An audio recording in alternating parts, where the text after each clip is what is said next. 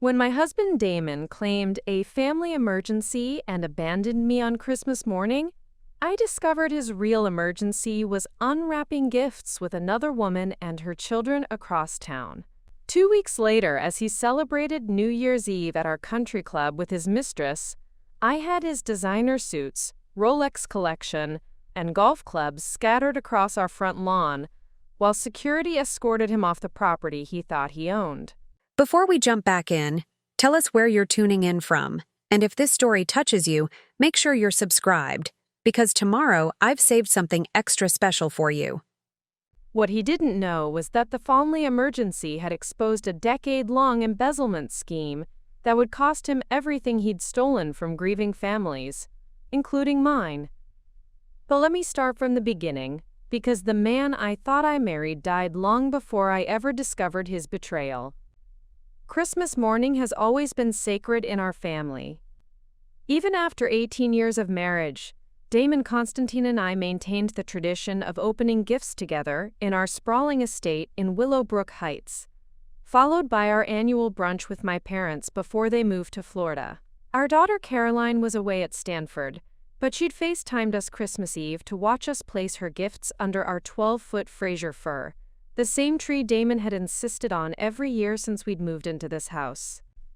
I'm Alexis Constantine, and until December 25th of last year, I believed I was living a fairy tale. Damon was the founder and CEO of Constantine Wealth Management, one of the most respected financial advisory firms in the region. Our client list read like a who's who of the area's elite: retired executives, prominent doctors, successful business owners, and old money families who'd trusted us with generations of wealth. I say us, because I wasn't just Damon's wife, I was his business partner. I'd earned my CFP certification specifically to work alongside him, handling the more personal aspects of our clients' financial lives. Estate planning for grieving widows, college funds for worried parents, retirement strategies for couples who'd worked their entire lives building something meaningful. While Damon focused on investments and growth strategies, I specialized in the human side of wealth management. Our Christmas morning routine was as predictable as it was precious. Coffee at 7, gifts at 8, clean up together while classical music played softly in the background. Damon would always save one special gift for last, something thoughtful that showed he'd been paying attention to the small things I'd mentioned throughout the year. This Christmas started exactly as expected. We sat cross-legged on our Persian rug, surrounded by silver and gold wrapping paper, laughing over small gifts and inside jokes accumulated over nearly 2 decades together. Damon had given me a first-edition copy of Pride and Prejudice, my favorite novel, with an inscription that read, "To my Elizabeth, who makes every day an adventure. Love always, D." I was reaching for what I assumed was my final gift when Damon's phone buzzed against the coffee table. His face immediately transformed as he read the message, shifting from relaxed holiday contentment to sharp, focused concern. "I have to go," he announced, already standing and brushing wrapping paper from his pajamas. "The Meade family has an emergency. Brian Meade's father passed away suddenly last night, and they need immediate estate consultation." The Meade family were among our most prominent clients. Brian's father, William Meade, was a retired pharmaceutical executive whose estate was worth approximately $47 million. If William had indeed passed away, the family would be facing immediate decisions about asset protection, tax implications, and inheritance structures that couldn't wait until after the holidays. On Christmas morning, I asked, though I understood the urgency. Death doesn't respect holidays, and wealthy families often panicked when faced with complex financial decisions during grief. "I know, sweetheart. I'm sorry." Damon was already heading toward our bedroom to dress. "Brian is completely overwhelmed. His mother is hysterical, and they have family flying in from Europe. They need someone to walk them through the immediate steps before the lawyers take over." I followed him upstairs, watching as he selected his most conservative suit, navy blue Armani that conveyed both sympathy and professional competence. This was the Damon I'd fallen in love with, the man who prioritized his clients' needs above his own comfort, who understood that managing wealth meant managing people during their most vulnerable moments. "Should I come with you?" I offered, fastening the platinum cufflinks I'd given him for our anniversary. Mrs. Meade might be more comfortable with another woman present. "Kamika." "No need," he replied, kissing my forehead in that absent way that had become his default gesture of affection. "This will just be preliminary guidance. I'll be back by noon, and we can still make it to your parents for brunch." Damon gathered his emergency briefcase, the leather portfolio he kept stocked with essential documents for exactly these situations, and headed for the garage. I watched from our bedroom window as his black Mercedes pulled out of our circular driveway, disappearing past the security gates that protected our exclusive neighborhood. For the first hour, I maintained our Christmas morning tradition alone. I made his favorite breakfast, Belgian waffles with fresh strawberries, and kept it warm in case he returned earlier than expected. I arranged our gifts carefully on the mantel, photographing them to send to Caroline later. I even started cleaning up the wrapping paper, folding the reusable ribbons we saved each year for future occasions. By 10 o'clock, I began to feel the familiar hollow sensation that had been creeping into our marriage over the past few months.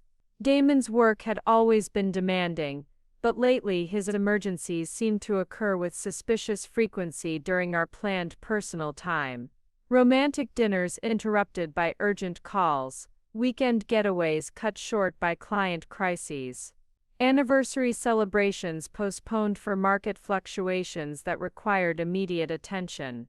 I'd rationalized each instance individually. We were successful because Damon was dedicated.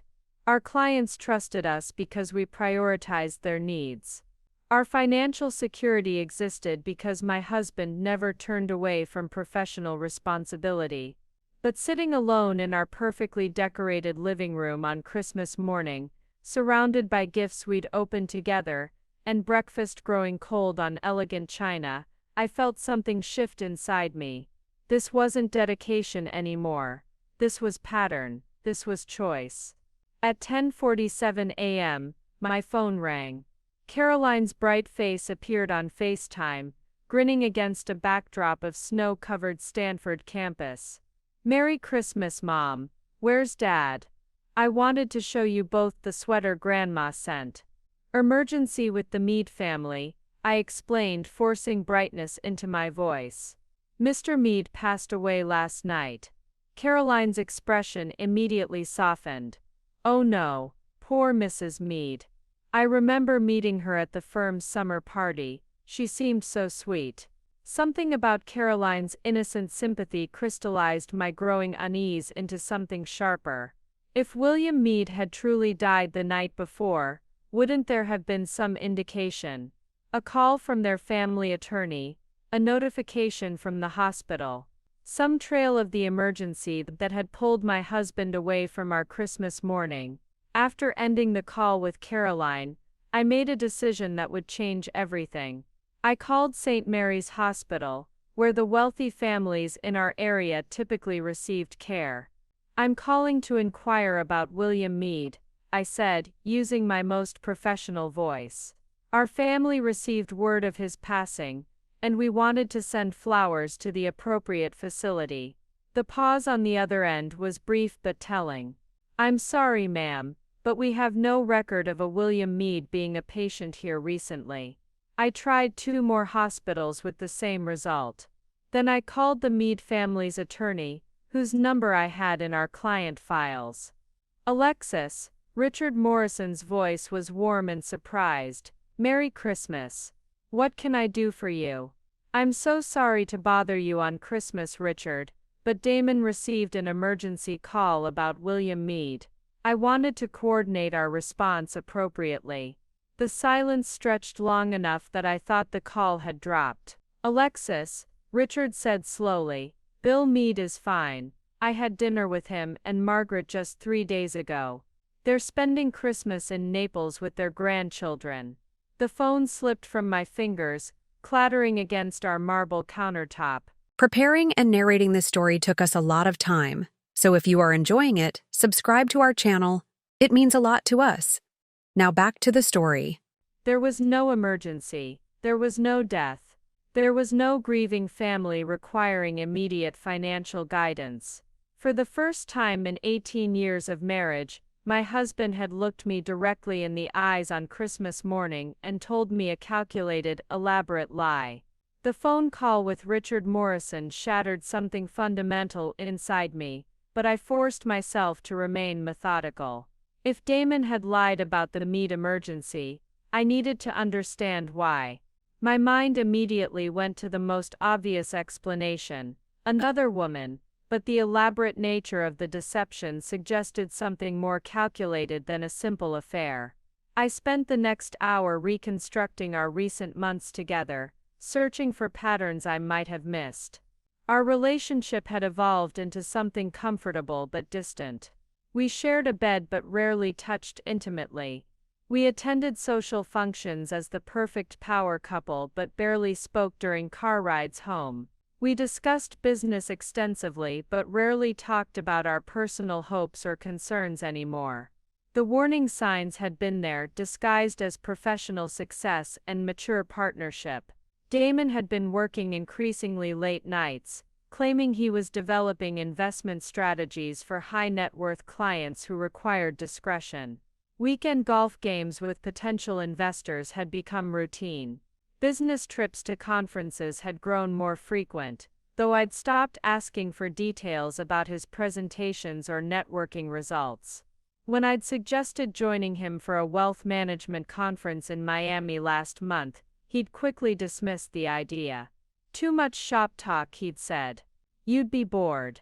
Besides, someone needs to handle the local clients while I'm networking. 3 months ago, when our longtime assistant Mrs. Rodriguez had retired after 20 years with the firm, Damon had insisted on handling the replacement search personally. He'd hired Nikki Archer, a 26-year-old with an MBA from Northwestern and what Damon described as innovative ideas about client relationship management. I'd met Nikki exactly once, during a brief introduction at the office. She was striking in that effortless way of young professional women: sleek blonde hair, expensive suit that fit perfectly, confident handshake and direct eye contact. She'd been polite but not warm, addressing me as Mrs. Constantine, with a slight emphasis that made our age difference feel vast. Your husband speaks about you constantly, she'd said, with a smile that didn't reach her eyes. He's so proud of the family you've built together. At the time, I'd appreciated what seemed like respect for our marriage. Now that conversation felt loaded with subtext I'd been too trusting to recognize. I retrieved Damon's laptop from his home office, using the password we'd shared for years: Caroline, 2005, the year our daughter was born. His email account revealed nothing obviously suspicious. Client communications, meeting schedules, industry newsletters. But as I scrolled through his calendar, inconsistencies began to emerge. Last Tuesday, his calendar blocked out 3 hours for estate planning review confidential client, but I remembered that afternoon distinctly because I'd been at the office handling a crisis with the Peterson account, and Damon hadn't been there. When I'd asked Mrs. Rodriguez about his whereabouts, she'd seemed confused, saying she thought he was working from home. 2 weeks ago, his calendar showed investment strategy meeting, Chicago, scheduled for a Thursday and Friday.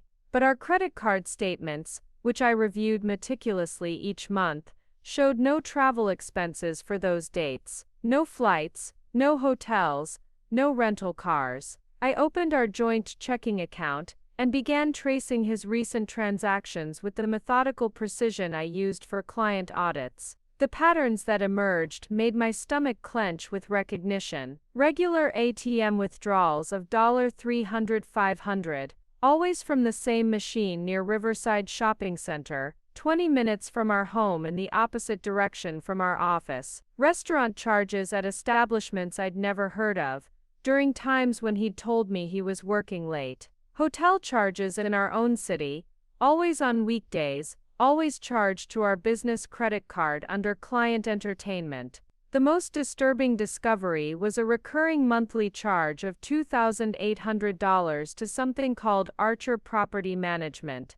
The transactions dated back 8 months, always processed on the same day each month, always from our business account under the expense category, Office Management. I called our accountant, James Wellington, who'd been handling Constantine Wealth Management's books for over a decade. "Merry Christmas, Alexis," James answered warmly. "I hope you and Damon are having a wonderful holiday." "James, I'm reviewing some expense categories for year-end planning. Can you help me understand what Archer Property Management covers? The monthly charges are significant." The pause was brief but noticeable. "I assumed that was related to your office expansion. Damon mentioned you were considering additional space for private client meetings." My mouth went dry. We'd never discussed office expansion. Our current space was more than adequate for our client base, and we'd never had budget conversations about additional rent or property management fees. "Of course," I managed. "I just wanted to confirm the details for tax categorization." After ending the call, I sat in Damon's office chair, his expensive ergonomic throne overlooking our perfectly manicured backyard, and tried to process what I was discovering.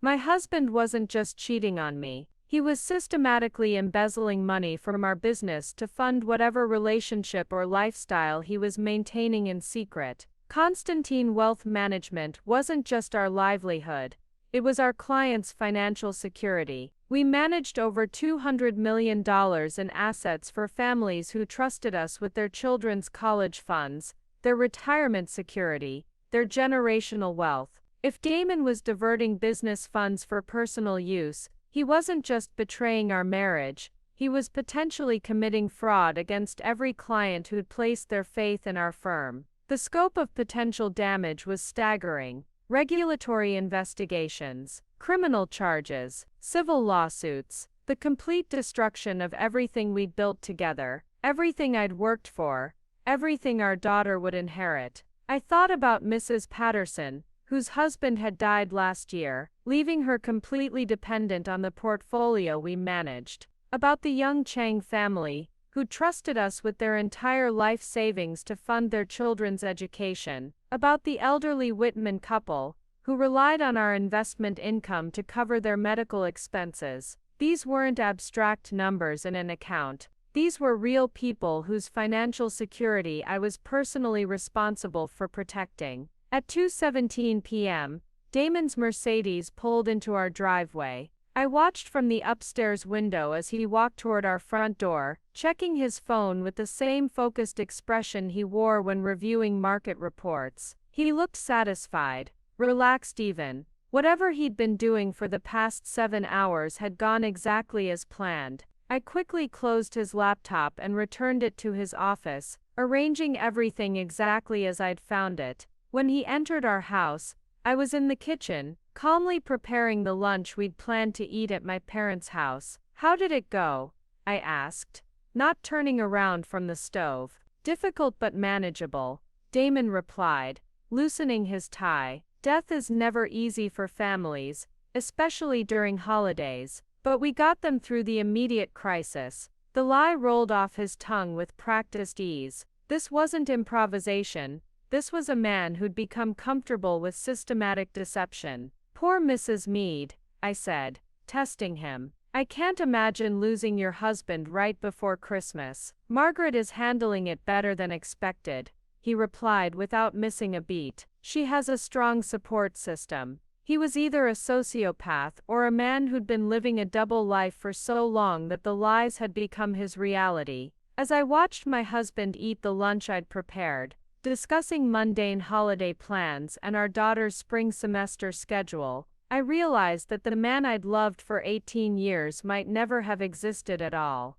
The depth of Damon's deception forced me to confront an uncomfortable truth. I had been willfully blind to the deterioration of our marriage for far longer than I wanted to admit. As I sat across from him at our kitchen island, watching him casually discuss Caroline's upcoming semester while lies hung in the air between us, I began reconstructing the foundation of trust that had made his betrayal possible. Our love story had been one of shared ambition and mutual respect, or so I'd believed. We'd met 20 years ago at a financial planning conference in Chicago, where I was representing the small firm where I'd started my career, and he was launching Constantine Wealth Management with 2 clients and a borrowed office space. I was immediately drawn to his vision of creating a boutique firm that would provide personalized attention to affluent families, something the larger investment houses couldn't offer. Our courtship had been built around late-night conversations about fiduciary responsibility and client care. Damon spoke passionately about transforming the wealth management industry, about building long-term relationships with families, rather than just managing portfolios. He wanted to be the trusted advisor that wealthy families turn to for everything from college planning to estate transfers to charitable giving strategies. When he proposed, it wasn't just a personal commitment, it was a professional partnership. He wanted me to leave my firm and help him build something meaningful together. 2 CFPs are better than 1, he'd said, sliding the engagement ring onto my finger. Especially when they trust each other completely. Our early years had been magical in their intensity. We worked 18-hour days, building our client base, often surviving on takeout Chinese food and pure adrenaline. Damon would handle the investment strategies and market analysis, while I specialized in the personal relationships, helping clients through major life transitions. We were perfectly complementary, professionally and personally. I remembered the night we landed our first major client, the Whitman family, with their $12 million portfolio.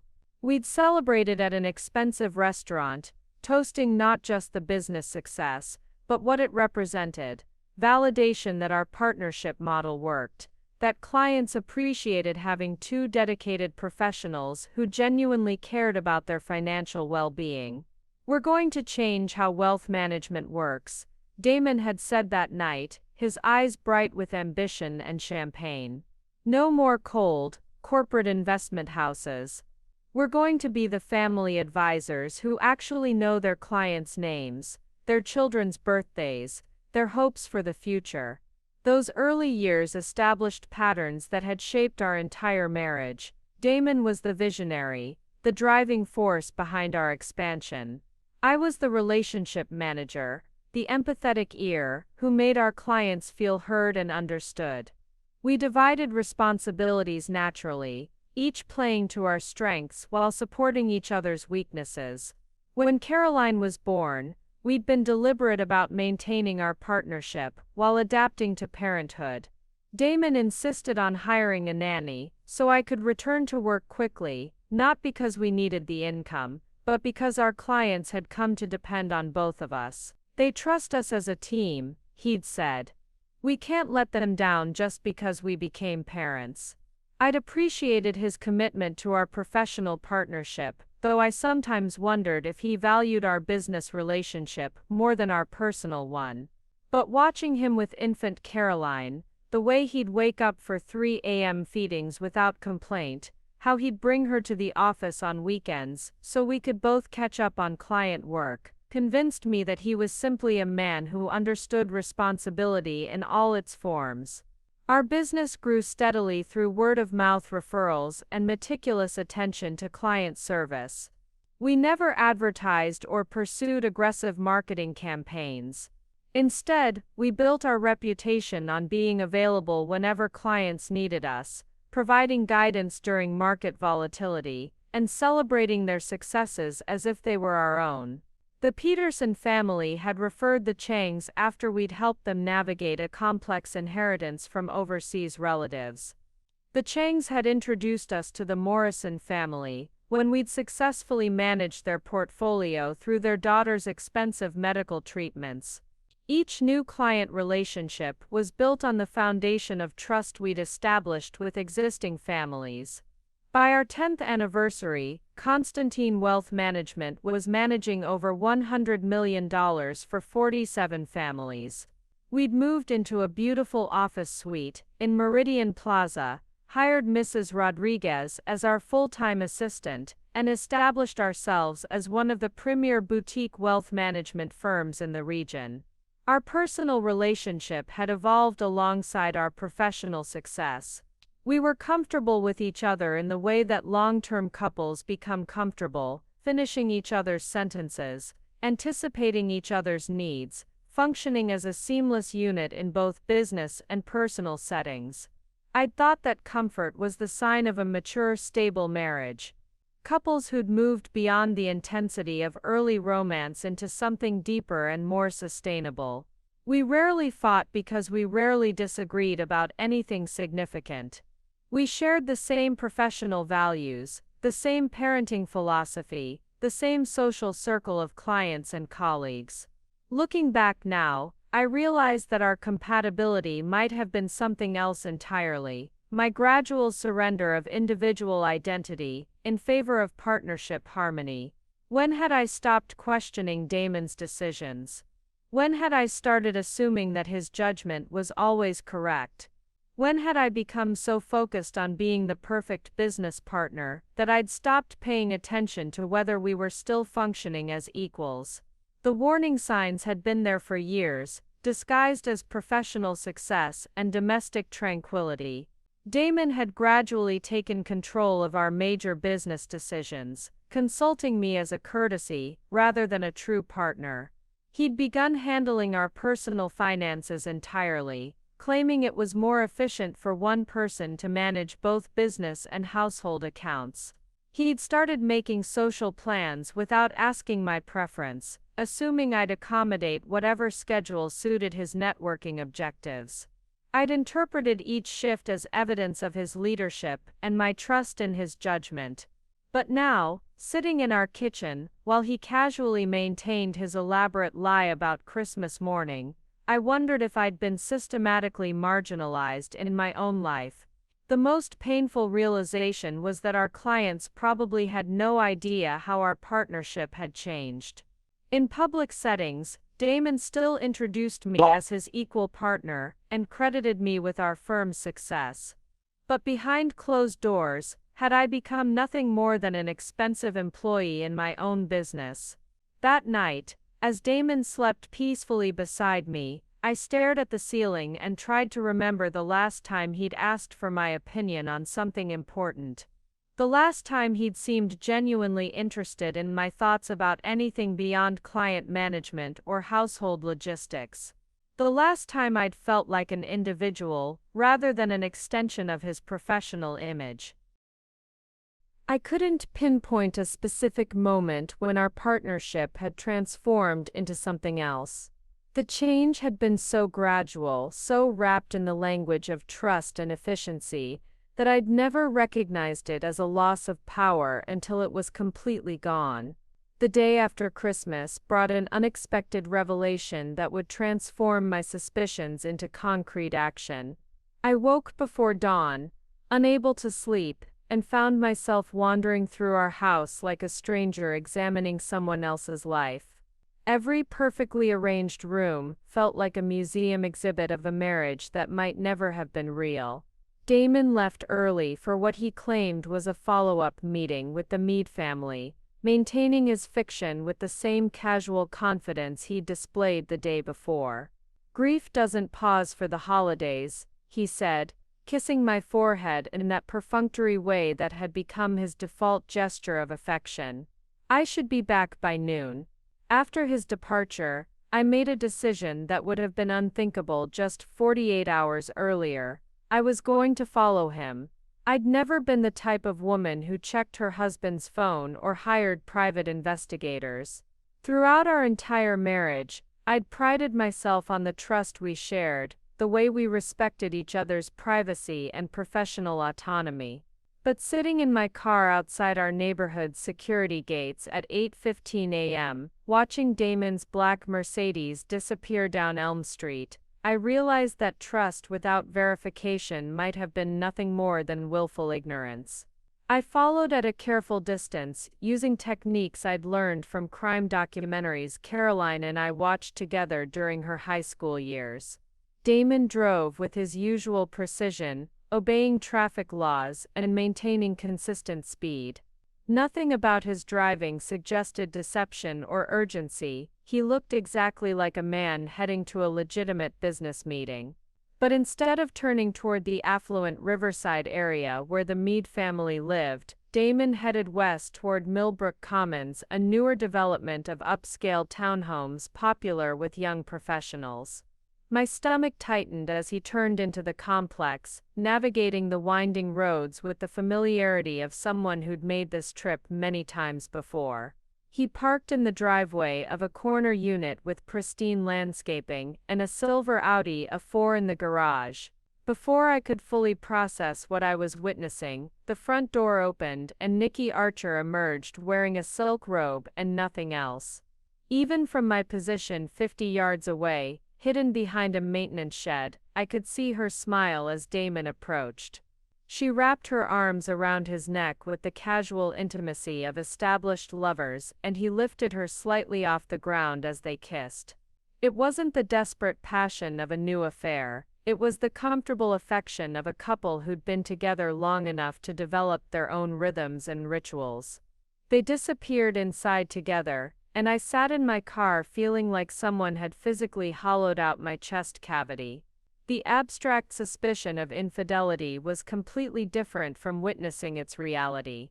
Seeing my husband of 18 years embrace another woman in what was clearly their shared private space transformed my marriage from something damaged into something completely fictional. But more than the emotional devastation was a growing sense of calculation. This wasn't a spontaneous affair or a midlife crisis. The town home, the routine nature of their interaction, the elaborate lie about client emergencies, this was a systematically constructed double life that had been developing for months, possibly years. I remained in my car for 47 minutes, documenting everything I could observe. The town home address, the license plate of Nikki's Audi, the fact that she seemed completely at home, answering the door in a robe on a Wednesday morning.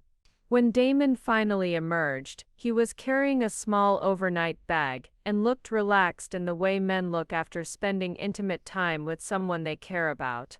As I followed him back toward town, my phone rang with a number I didn't recognize.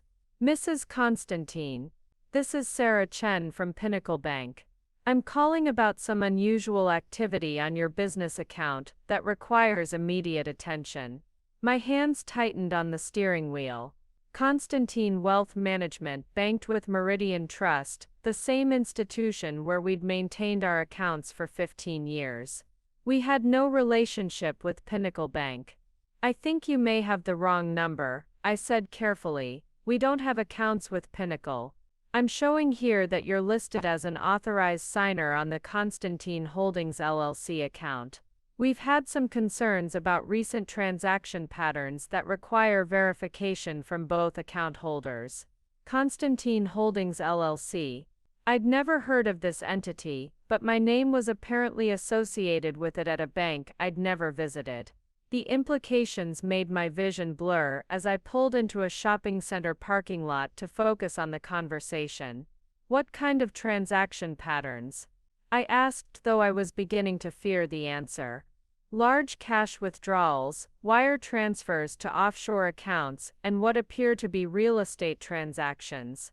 Federal banking regulations require us to verify these activities when they exceed certain thresholds.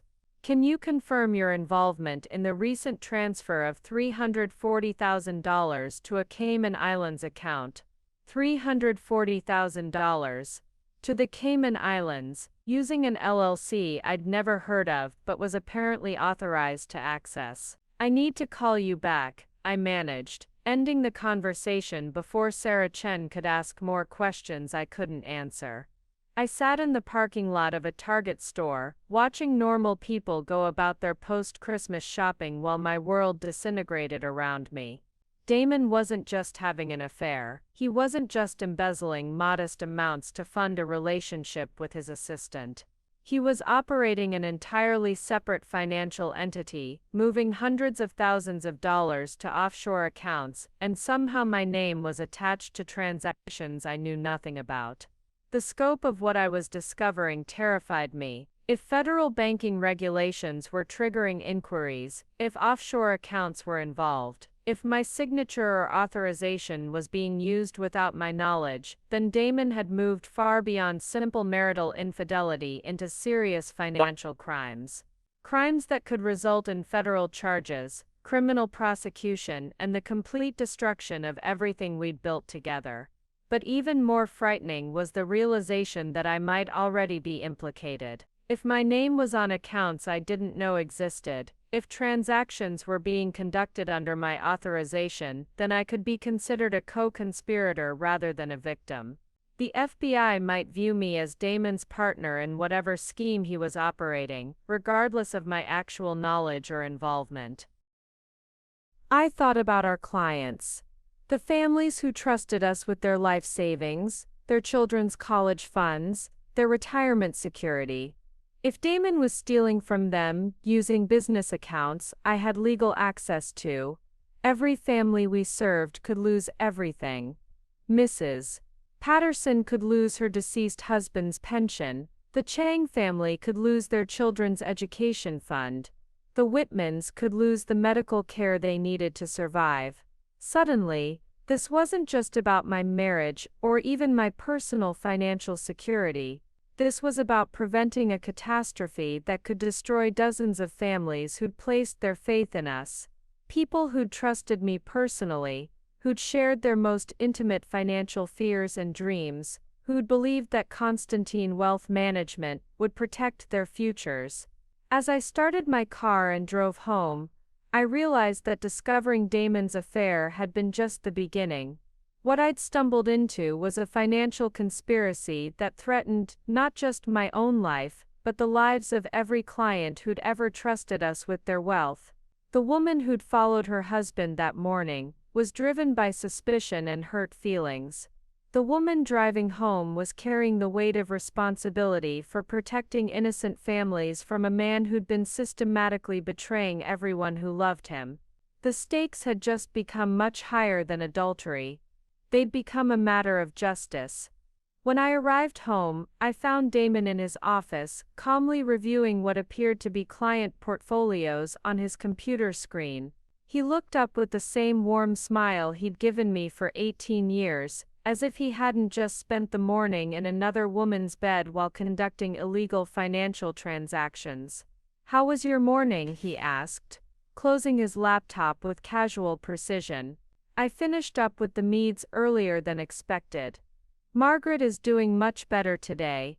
The ease with which he maintained his elaborate fiction was almost more disturbing than the affair itself. This wasn't a man struggling with guilt or trying to cover up a mistake. This was someone who'd become completely comfortable living multiple lives simultaneously. "I'm glad she's feeling better," I replied, forcing my voice to remain steady. It must be such a difficult time for the family. I excused myself to make lunch, needing time to process what I'd witnessed and plan my next steps. While slicing vegetables with mechanical precision, I replayed the morning's discoveries, Damon's obvious familiarity with Nikki's townhome, the call from Pinnacle Bank about Constantine Holdings LLC, the mention of $340,000 in offshore transfers. The scope of potential criminal activity was staggering, but I needed concrete evidence before I could take any action. If I confronted Damon directly, he might simply deny everything and cover his tracks more carefully. If I went to authorities without solid proof, I might be dismissed as a jealous wife making unfounded accusations. That afternoon, while Damon played golf with what he claimed were potential clients, I began my real investigation. I started with Constantine Holdings LLC, the mysterious entity Sarah Chen had mentioned. Using our home computer, I searched through business registration databases and found the company listed as a Delaware corporation established 8 months ago. The registered agent was listed as D. Constantine, and the business purpose was described as investment management and financial services. Most disturbingly, the articles of incorporation listed both Damon and me as officers of the corporation, with my signature apparently notarized on documents I'd never seen. My hands shook as I printed the incorporation papers. Someone had forged my signature, or used documents I'd signed for other purposes. Either way, I was listed as a legal officer of a company that was apparently moving hundreds of thousands of dollars through offshore accounts. I called Pinnacle Bank back, this time prepared with better questions. "This is Alexis Constantine, returning Sarah Chen's call about the Constantine Holdings account. I need to understand my exact role in this entity. Mrs. Constantine, thank you for calling back. Our records show you're listed as Chief Financial Officer of Constantine Holdings LLC, with full authorization for all account activities. Are you saying you weren't aware of the recent transfers? Chief Financial Officer, full authorization. My professional credentials were being used to legitimize whatever Damon was doing, creating a paper trail that would make me appear to be an active participant rather than an unwitting victim. I need copies of all account documentation," I said, trying to keep my voice professional. "For tax preparation purposes." "Certainly, I can email those to you today. I should mention that we also have concerns about some of the wire transfer recipients. Several appear to be shell companies in countries known for banking secrecy laws." After ending the call, I sat in Damon's office chair, staring at incorporation papers that bore my forged signature, and trying to comprehend the magnitude of what he'd constructed. This wasn't just theft or embezzlement. This was an elaborate financial fraud scheme that had been designed to implicate me as a willing participant. The email from Pinnacle Bank arrived within an hour, containing account statements that made my stomach clench with horror. Constantine Holdings had moved over $2.8 million through various accounts in the past 8 months. The money appeared to be coming from multiple sources, flowing in and out through a complex web of transfers that would be difficult for casual observers to trace. But I wasn't a casual observer. I was a certified financial planner with 18 years of experience in wealth management.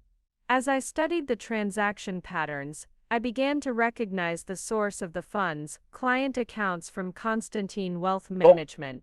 The transfers weren't large enough to trigger immediate attention from individual clients.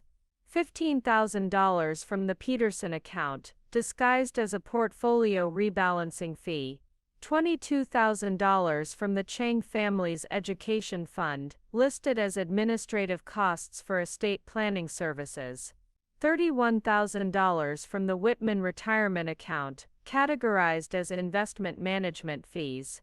Dozens of small transfers from dozens of different families, each amount carefully calculated to avoid suspicion while collectively funding a massive theft operation.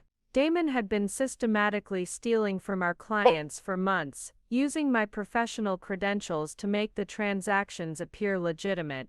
The brilliance of his scheme was terrifying.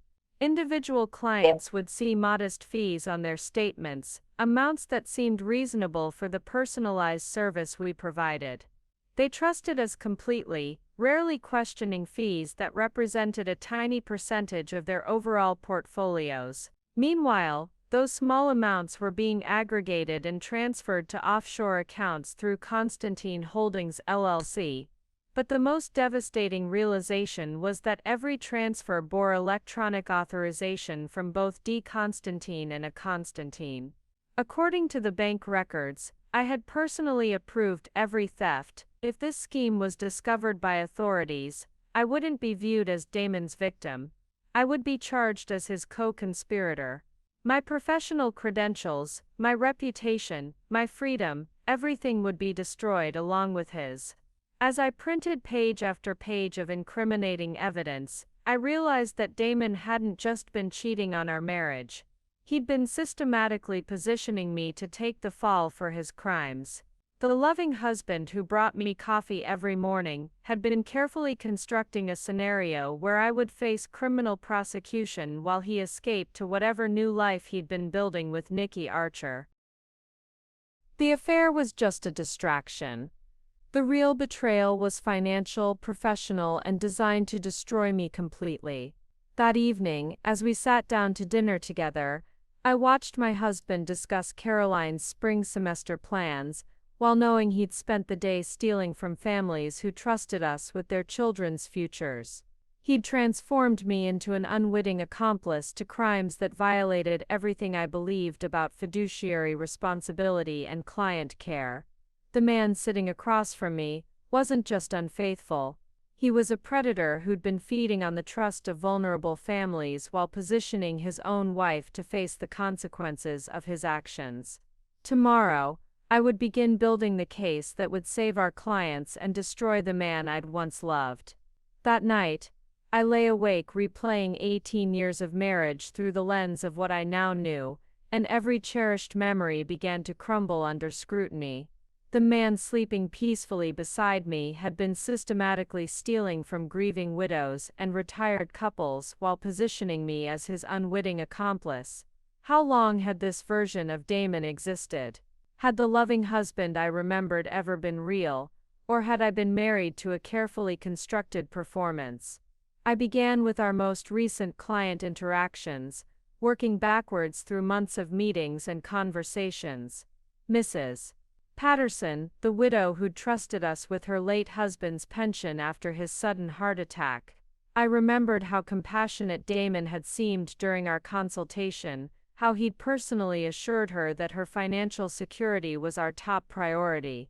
"Your husband worked 40 years to provide for you," he'd said, holding her hand while she cried. "We'll make sure that sacrifice means something." According to the bank records I'd studied, Damon had stolen $18,000 from Mrs. Patterson's account 3 weeks after that meeting. The Chang family consultation played differently in my memory now. Young parents, both doctors, who'd saved aggressively to fund their twins' college education. They'd been nervous about market volatility, worried that economic uncertainty might threaten their children's futures. Damon had spent 2 hours explaining our conservative investment philosophy, showing them historical performance data, promising that their children's education would be protected regardless of market conditions. He'd stolen $22,000 from their education fund while they believed their money was safely invested in government bonds. Each memory I examined revealed the same pattern, Damon displaying perfect empathy and professional concern, while systematically betraying the trust of every family who'd placed their faith in us.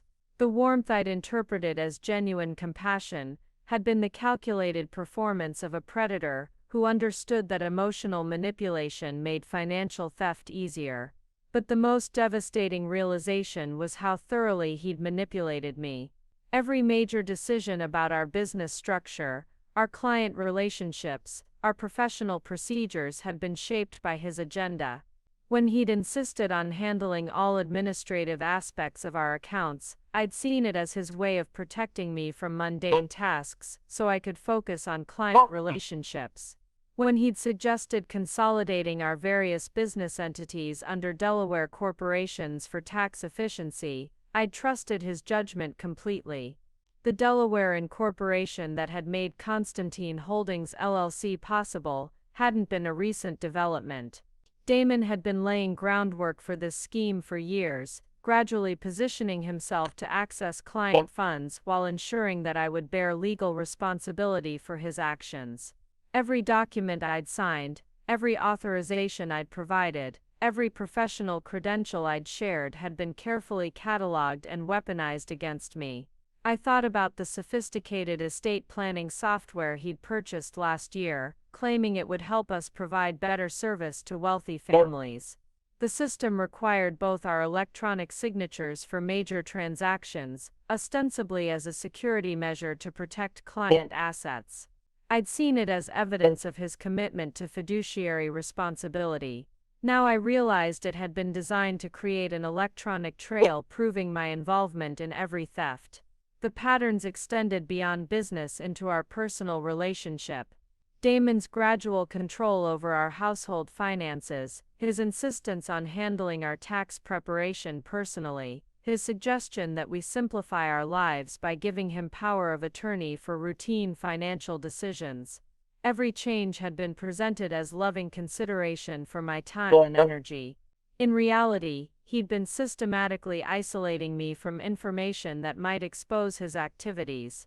Even our social relationships had been curated to serve his purposes.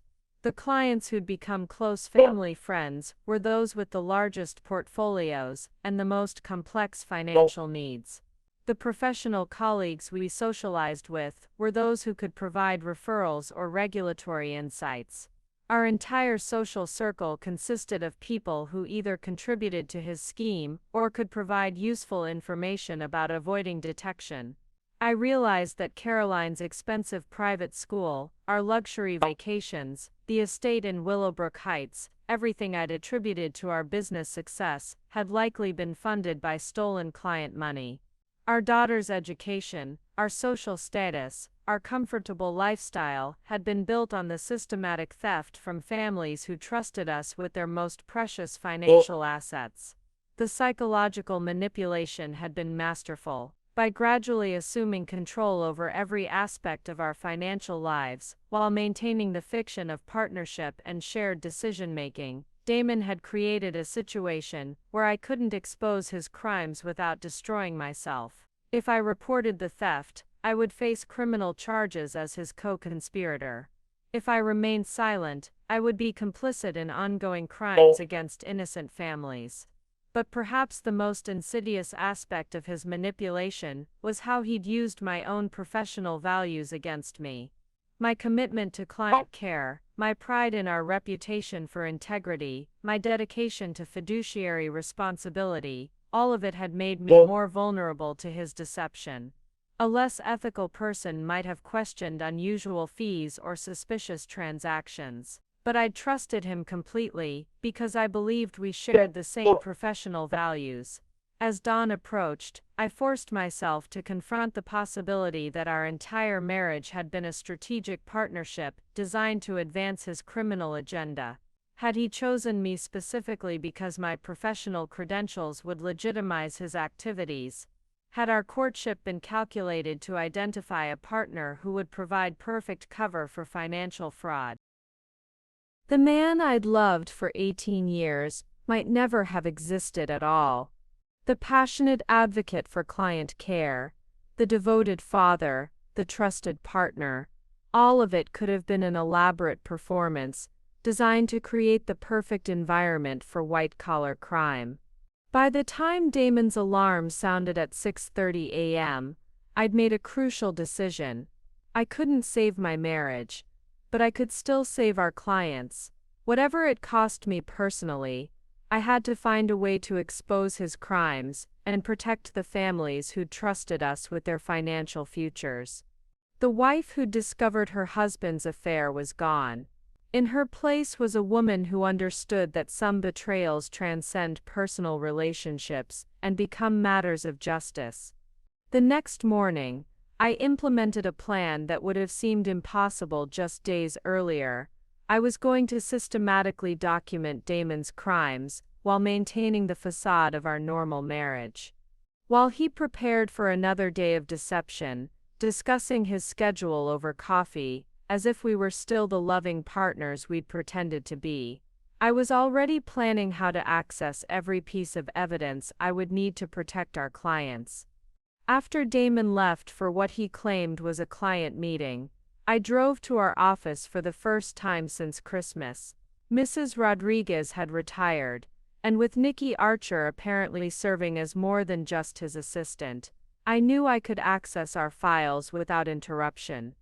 Using my key and security codes, I entered the pristine offices of Constantine Wealth Management, where framed photos of satisfied client families lined the walls like monuments to trust we'd systematically violated. I started with our master client database, printing account summaries for every family we served. The scope of Damon's theft became clear as I cross-referenced legitimate account statements with the suspicious transactions I'd discovered through Pinnacle Bank. He hadn't targeted our largest accounts, which would have triggered immediate attention. Instead, he'd systematically skimmed smaller amounts from dozens of families, creating a theft pattern that would be nearly impossible for individual clients to detect. The Morrison family's account showed a $12,000 rebalancing fee that didn't correspond to any actual portfolio changes. The elderly Hartwell couple had been charged $8,500 for estate planning consultation that never occurred. Young professionals, retirees, inherited wealth, college funds, no client demographic had been spared from his systematic theft. But as I dug deeper into our financial records, I discovered something that made my blood freeze. Damon hadn't been working alone. Hidden in our computer system, accessible only through administrative passwords I'd never used, was a secondary accounting system that tracked what appeared to be a much larger operation. The Constantine Holdings LLC I discovered was just one of 7 different entities, each incorporated in different states, each designed to obscure the movement of stolen funds through an increasingly complex web of financial transactions. The other entities had names like Meridian Investment Services, Riverside Capital Management, and Atlantic Wealth Solutions, all legitimate-sounding businesses that existed solely to launder money stolen from our clients. Each entity had different registration information, different bank accounts, and different authorized signers, but the transaction patterns revealed a coordinated operation, designed to move millions of dollars without triggering federal reporting requirements. Most disturbing was the discovery that I wasn't the only person whose identity had been compromised. The incorporation papers for these entities listed several names I recognized: former employees, professional colleagues, even some of our clients themselves. Damon had been systematically using other people's identities to create the infrastructure for his criminal enterprise. I found incorporation papers for Meridian Investment Services that listed James Wellington, our accountant, as Chief Financial Officer.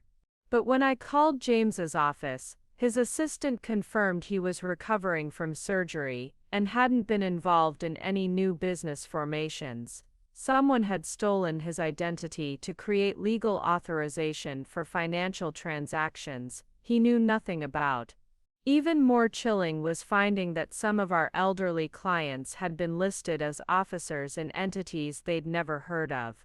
Margaret Whitman, the 78-year-old retiree, whose account Damon had been systematically draining, was listed as president of Atlantic Wealth Solutions, a company that had moved over $800,000 through offshore accounts in the past 6 months. The sophisticated nature of this identity theft operation suggested that Damon had access to resources and expertise far beyond what I'd imagined. This wasn't a simple case of a husband embezzling money to fund an affair. This was a complex criminal enterprise that involved document forgery, identity theft, and what appeared to be money laundering on a massive scale. I photographed every document I could find, creating a digital archive of evidence that revealed the true scope of the operation. But as I worked, I became increasingly aware that I was probably not the first person to discover these activities. The complexity and sophistication of the scheme suggested that Damon had been planning and implementing this operation for years, which meant he'd likely encountered threats to his security before.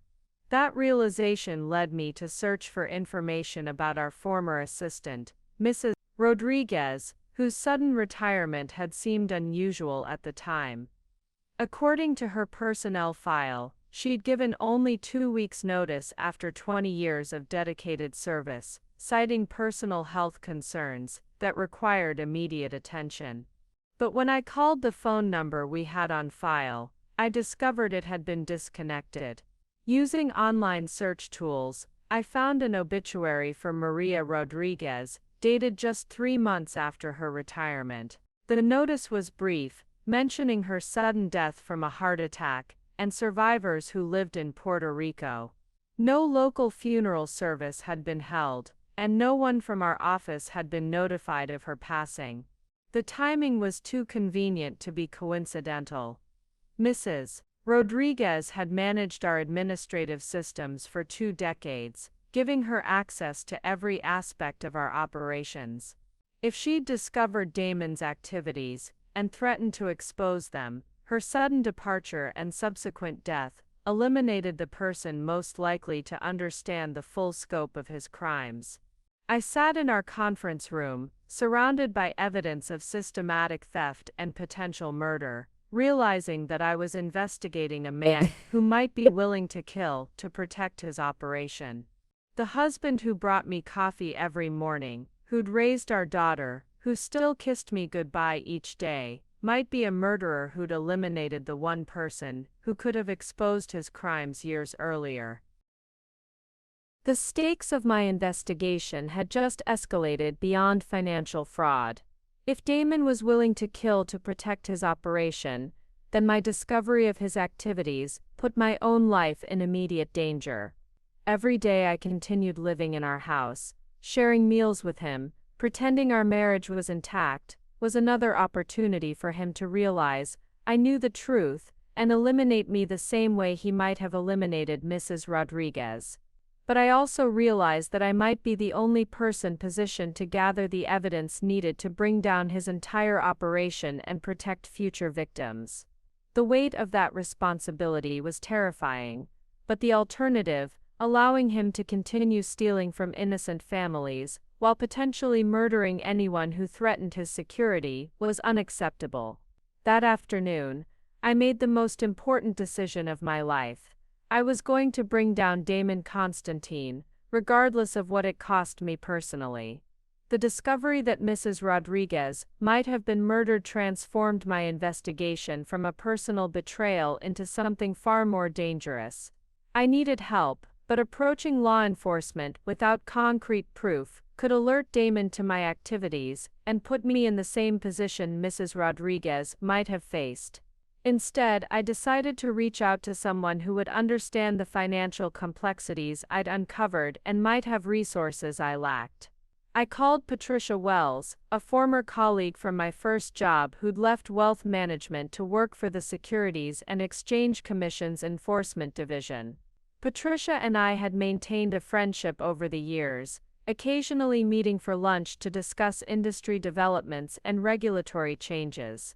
If anyone could help me understand the legal implications of what I'd discovered, it would be someone who investigated financial crimes professionally. "Alexis, what a surprise." Patricia's voice was warm when she answered. "I was just thinking about you. How are things at Constantine Wealth Management?"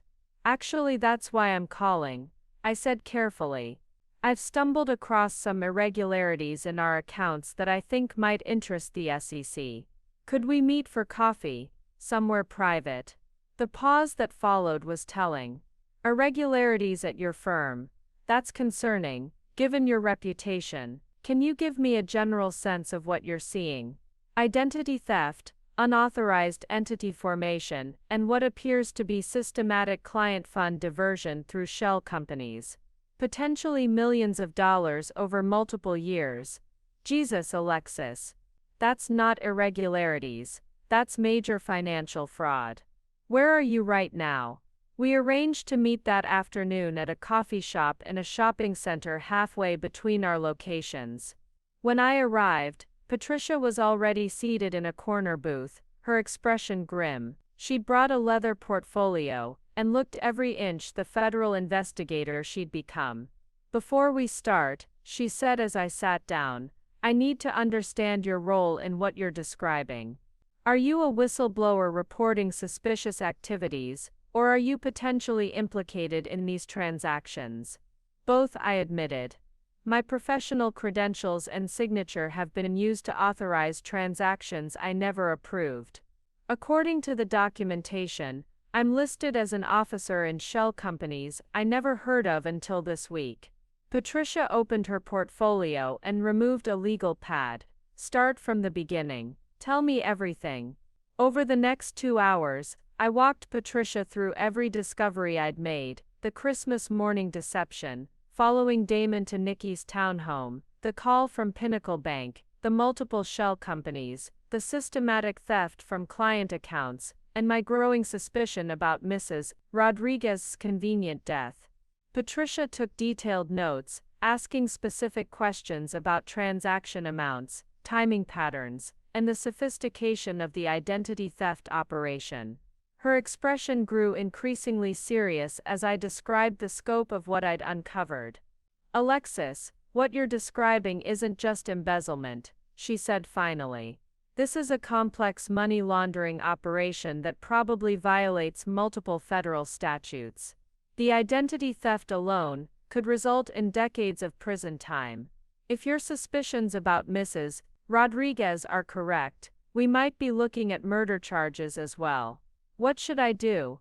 If I report this officially, will I be charged as a co-conspirator? That depends on what evidence exists about your actual knowledge and involvement. The fact that you're coming forward voluntarily works in your favor, but prosecutors will want to see concrete proof that you were an unwitting victim rather than a willing participant." Patricia explained that the SEC worked closely with other federal agencies on complex financial crimes, particularly when they involved money laundering and identity theft.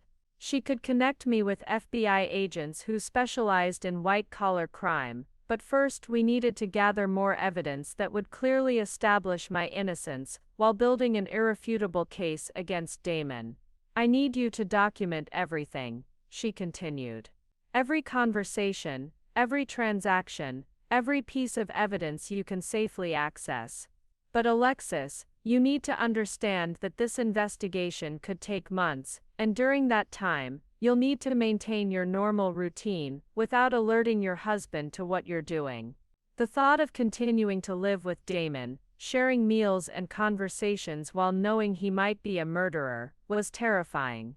But Patricia explained that premature action could compromise the investigation and potentially put me in physical danger.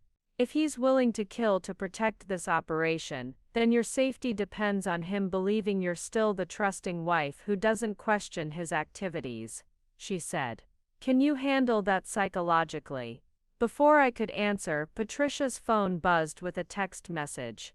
She glanced at it, and her expression shifted to something between surprise and concern. "This is interesting," she said slowly. "I just received a message from Agent David Chen at the FBI's Financial Crimes Task Force. He's been investigating unusual activity at several banks that serve wealthy clients in this region. He wants to meet with me tomorrow about potential coordination between our investigations. Is that a coincidence? In this business, there are very few coincidences. If Agent Chen is already investigating financial irregularities in your area, it's possible that Constantine Wealth Management has already attracted federal attention. That could work in your favor, but it also means time might be running out." Patricia explained that federal investigations often involved multiple agencies working parallel cases that eventually connected. If the FBI was already tracking suspicious financial activities in our region, they might have identified some of the shell companies Damon had created or noticed the unusual transaction patterns I'd discovered. "Tomorrow, I'll meet with Agent Shen and share what you've told me, without identifying you specifically," she said. "But Alexis, you need to be prepared for the possibility that federal agents might approach you directly very soon. If they do, don't lie or try to cover anything up. Cooperation is your best protection at this point." As we prepared to leave, Patricia handed me a business card with handwritten numbers on the back. That's my personal cell phone and a secure email address. If you feel threatened in any way, or if your husband starts acting suspiciously, contact me immediately. Don't try to handle this alone. Driving home, I realized that my investigation had moved beyond personal discovery into active cooperation with federal law enforcement.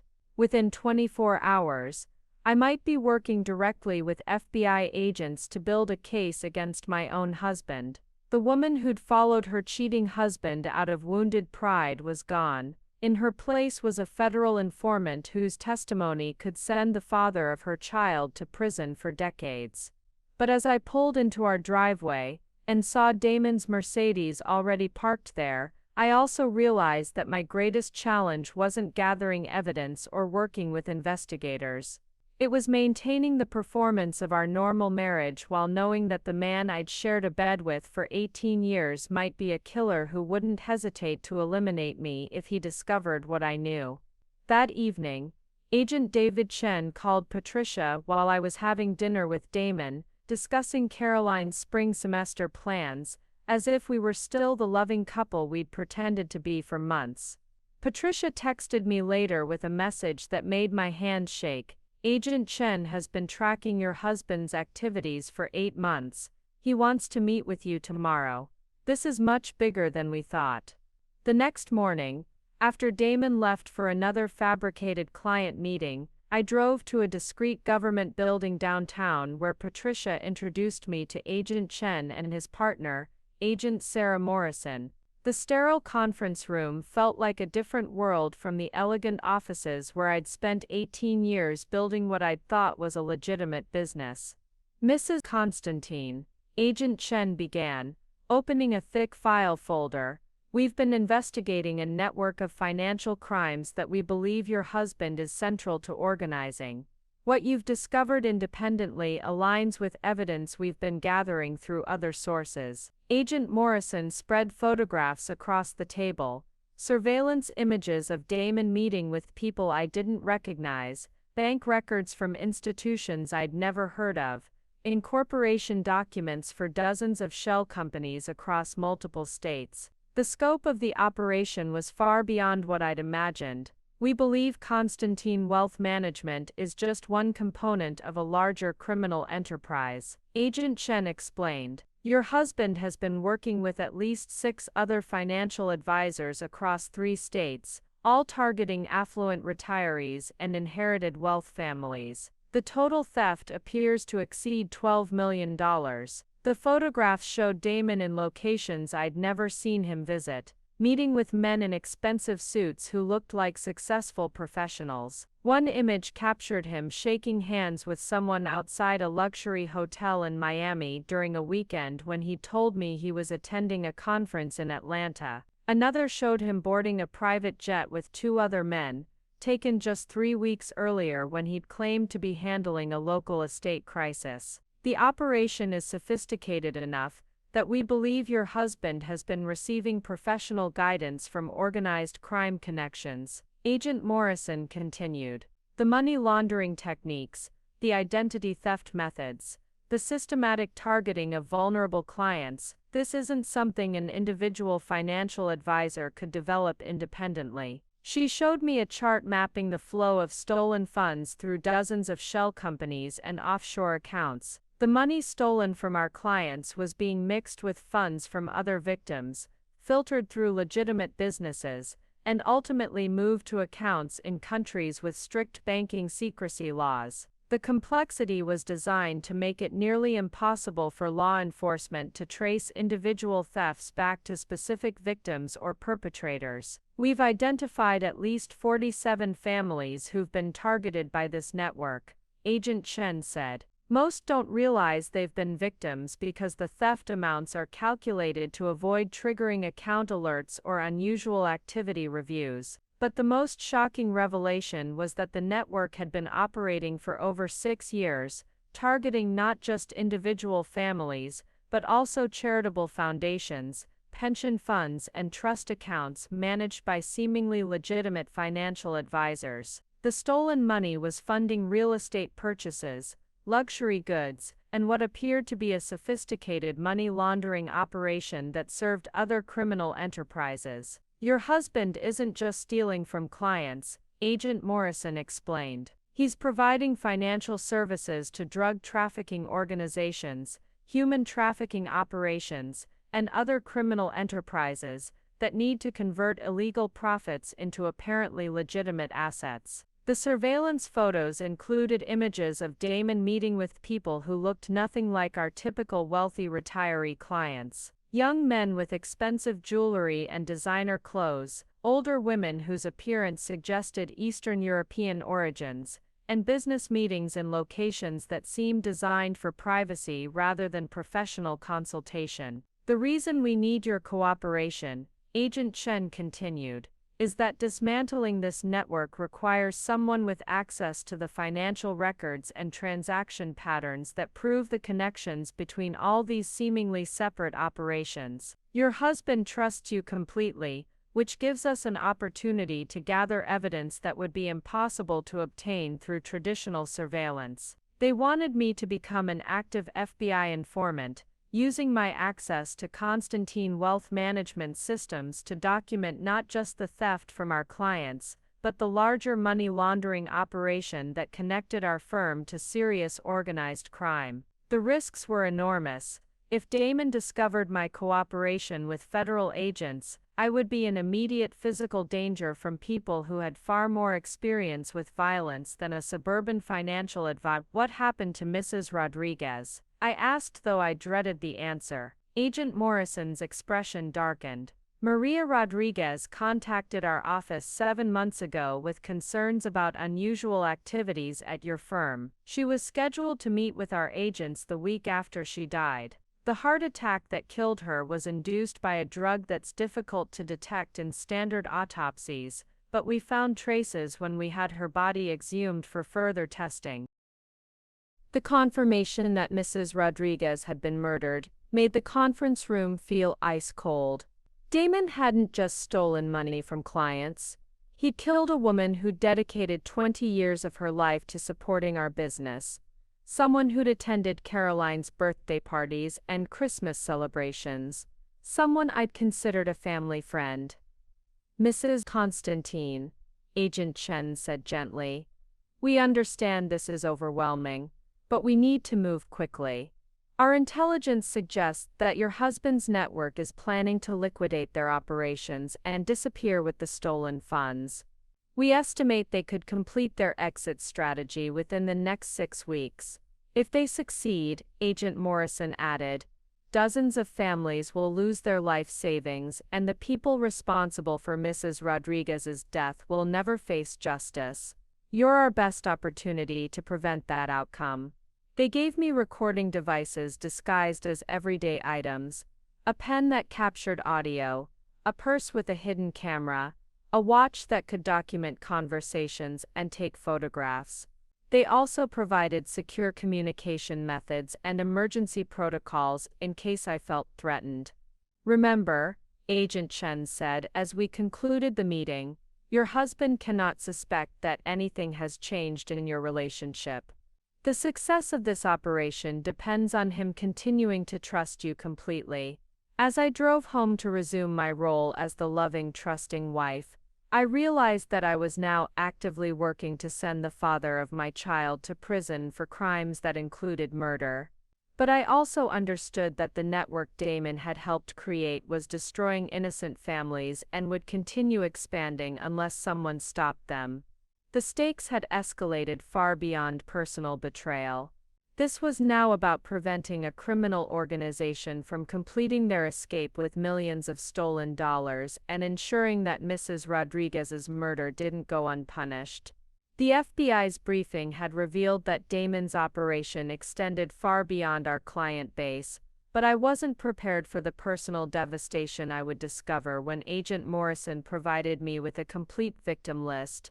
As I sat in my car outside the government building, reading through 47 family names, I realized that several were people I knew personally, friends who had trusted our firm based on my recommendation, colleagues who had entrusted their children's futures to our supposed expertise. The first name that made my stomach clench was Linda Patterson, my former college roommate who had become a client after her husband's sudden death 3 years ago. Linda had called me crying after the funeral, terrified about managing her finances alone. I had personally assured her that Constantine Wealth Management would protect her husband's life insurance settlement and pension benefits. According to the FBI documents, Damon had stolen $47,000 from Linda's account over 18 months, money she believed was safely invested for her retirement. Even worse was finding my own sister's name on the victim list. Rebecca had been managing their family's finances independently, until I convinced her to transfer their accounts to our firm 2 years ago. "Blood is thicker than water," I'd told her. "Let us help you build real wealth for the kids." The FBI records showed that Damon had stolen $23,000 from Rebecca and her husband Chris, money they'd saved for their son's medical school tuition. I had personally delivered my own family members into the hands of a predator. The scope of personal betrayal extended beyond individual theft to systematic manipulation of people who had trusted me specifically. Agent Morrison's notes indicated that Damon had deliberately targeted my personal relationships, using my reputation and connections to access victims who would be less likely to question unusual fees or transaction patterns. Mrs. Helen Whitman, the elderly widow who had attended Caroline's high school graduation, had lost $89,000 over 2 years. The money represented her late husband's entire pension, funds she needed for medical care, and assisted living expenses. When I'd visited her last Christmas, bringing cookies and holiday gifts, she'd thanked me repeatedly for the wonderful returns our firm was generating. She had no idea that her account was being systematically drained while she trusted us with her survival. The Chang family's situation was even more heartbreaking. Dr. Lisa Chang had been my study partner during our financial planning certification courses, and she'd trusted our firm with their twins' college funds based on our professional relationship. The stolen $34,000 represented 3 years of careful saving by 2 physicians who worked 18-hour days to provide educational opportunities for their children. But the FBI documents revealed something even more disturbing. Damon had been specifically targeting clients who were unlikely to detect theft or seek alternative financial advice. Elderly retirees with cognitive decline, recent widows overwhelmed by financial management, busy professionals who trusted our expertise completely, and families dealing with medical crises who couldn't focus on portfolio details. Agent Morrison had included psychological profiles indicating that Damon's network deliberately sought clients experiencing major life transitions, grief, divorce, retirement, serious illness, because emotional distress made people more vulnerable to financial manipulation. They weren't just stealing money, they were systematically exploiting human suffering for profit. The medical files were particularly devastating. The network had targeted cancer patients, Alzheimer's families, and people managing chronic illnesses that required expensive long-term care. They had stolen from families already facing devastating medical costs, compounding their suffering by eliminating the financial resources they needed for treatment and recovery. One case file detailed the Morrison family, whose 8-year-old daughter was receiving experimental treatment for leukemia. The parents had liquidated their retirement accounts and taken second mortgages to fund her medical care, trusting Constantine Wealth Management to preserve what remained of their savings. Damon had stolen $67,000 from their account while their child was undergoing chemotherapy, money they desperately needed for continued treatment. The psychological impact reports included interviews with victims who had discovered the theft. Many described feeling not just financially devastated but emotionally destroyed by the betrayal.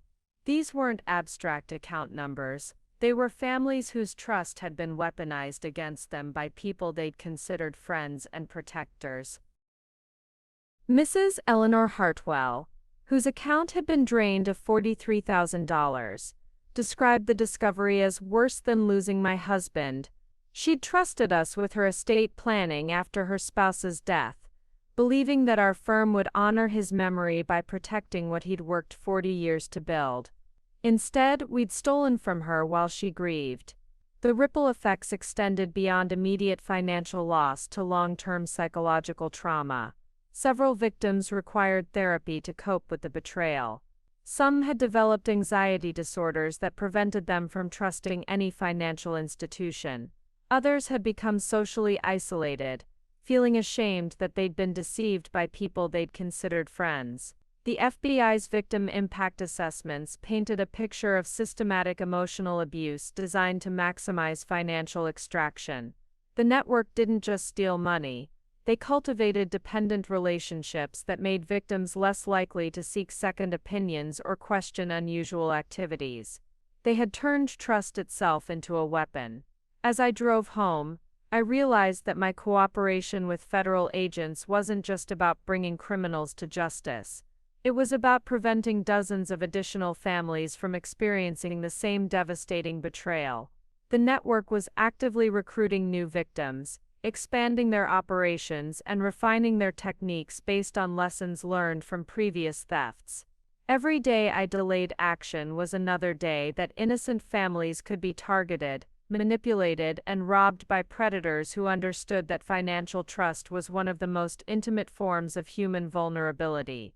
The woman who had discovered her husband's affair had evolved into someone who understood that some crimes transcend personal relationships and become matters of public safety. Damon's network wasn't just stealing money. They were destroying families, exploiting grief, and turning the financial planning profession into a predatory enterprise. That evening, as I watched Damon read bedtime stories to Caroline over video chat, I saw him not as the father I'd once loved, but as a man who was systematically destroying other people's children's futures while maintaining the fiction of family devotion. The performance would continue, but now I understood exactly what I was performing against. The morning after receiving the victim impact reports, I woke to find Agent Chen calling my secure phone at 6:47 a.m. His voice carried an urgency that made my stomach drop even before he spoke. "Mrs. Constantine, we have a problem. Our surveillance team observed your husband meeting with known associates of the Kozlov organization last night. We believe they're accelerating their timeline for liquidating operations and disappearing with the stolen funds." The Kozlov organization was a name that had appeared repeatedly in FBI briefings. A sophisticated criminal enterprise, specializing in financial crimes, identity theft, and eliminating witnesses who threatened their operations. If Damon was working directly with them, the danger to me had escalated beyond anything I'd imagined. "How much time do we have?" I asked, already moving toward the window to check if Damon's car was still in our driveway. Based on the meeting location and duration, we estimate they're planning to complete their exit strategy within 10 days. That means we need to move from surveillance to active intervention immediately. Agent Chen explained that the FBI had been building cases against multiple members of Damon's network simultaneously, but the Kozlov connection changed everything. Federal prosecutors were now treating this as a national security issue rather than simple financial fraud, which meant they had resources and authority they hadn't previously applied to the investigation. "We're coordinating with the Treasury Department, the SEC, and Interpol to freeze assets before they can be moved to non-extradition countries," he continued. "But we need your help to access the financial records that prove the connections between all the shell companies and offshore accounts." That morning, while Damon was in the shower, I used the FBI's recording equipment to document everything I could access from his computer. The secure files I'd discovered previously had been updated with new information: account numbers for banks in Switzerland and the Cayman Islands, travel itineraries for multiple identities, and most chillingly, a list of operational security concerns that included my name. According to Damon's notes, I had been classified as a potential threat requiring management since Christmas morning. He documented my phone calls, tracked my movements when possible, and noted changes in my behavior that suggested I might be developing awareness of operational activities. The clinical language couldn't disguise the fact that my own husband was monitoring me for signs that I knew about his crimes. The most terrifying entry was dated 3 days earlier, displaying increased curiosity about financial procedures. Recommend implementing contingency protocols if suspicious activities continue. The contingency protocols weren't defined, but given what had happened to Mrs. Rodriguez, the implications were clear. I photographed every document I could access while documenting the audio recording devices Damon had apparently placed throughout our house. Hidden microphones in our bedroom, kitchen and home office had been monitoring our conversations for weeks. He'd been listening to my phone calls, tracking my activities, and preparing for the possibility that I might become a threat to his operation. The discovery that I was under surveillance in my own home was psychologically devastating, but it also provided crucial evidence for the FBI. Agent Morrison later explained that the recordings would prove Damon's consciousness of guilt and his willingness to spy on family members to protect his criminal enterprise. But the most significant breakthrough came when I accessed Damon's encrypted email account using a password recovery system he'd apparently forgotten about. The correspondence revealed the full scope of the network's operations and their plans for avoiding prosecution. The emails detailed a coordinated exit strategy involving simultaneous liquidation of assets across 3 countries, followed by permanent relocation to nations without extradition treaties with the United States. Each member of the network had been assigned new identities, financial resources, and geographic destinations, designed to make them impossible to locate or prosecute. More disturbing were the emails discussing operational cleanup procedures for eliminating evidence and potential witnesses. The language was coded, but the meaning was clear. Anyone who posed a threat to the network's escape would be permanently silenced. Mrs. Rodriguez's murder hadn't been an isolated incident. It was part of a systematic approach to witness elimination. The correspondence included detailed discussions about my potential as a threat. One email from someone identified only as K recommended immediate resolution of the A situation before operational completion. Damon's response indicated that he was managing the situation personally but might require external assistance if I continued to pose security risks. I was reading my own death sentence, written by the man who brought me coffee every morning and kissed me goodbye each day. Agent Chen's response to the email evidence was immediate and decisive. Mrs. Constantine, you're no longer safe in that house. We're implementing protective custody protocols immediately. What about Caroline? If I disappear suddenly, Damon will know something's wrong. We've already contacted Stanford's security office. Your daughter is being placed under discreet protection until we can complete the arrests. She believes it's a precautionary measure related to general threats against families of federal witnesses. The FBI's plan involved simultaneous arrests of all network members across multiple states, coordinated with international law enforcement to freeze offshore assets before they could be moved.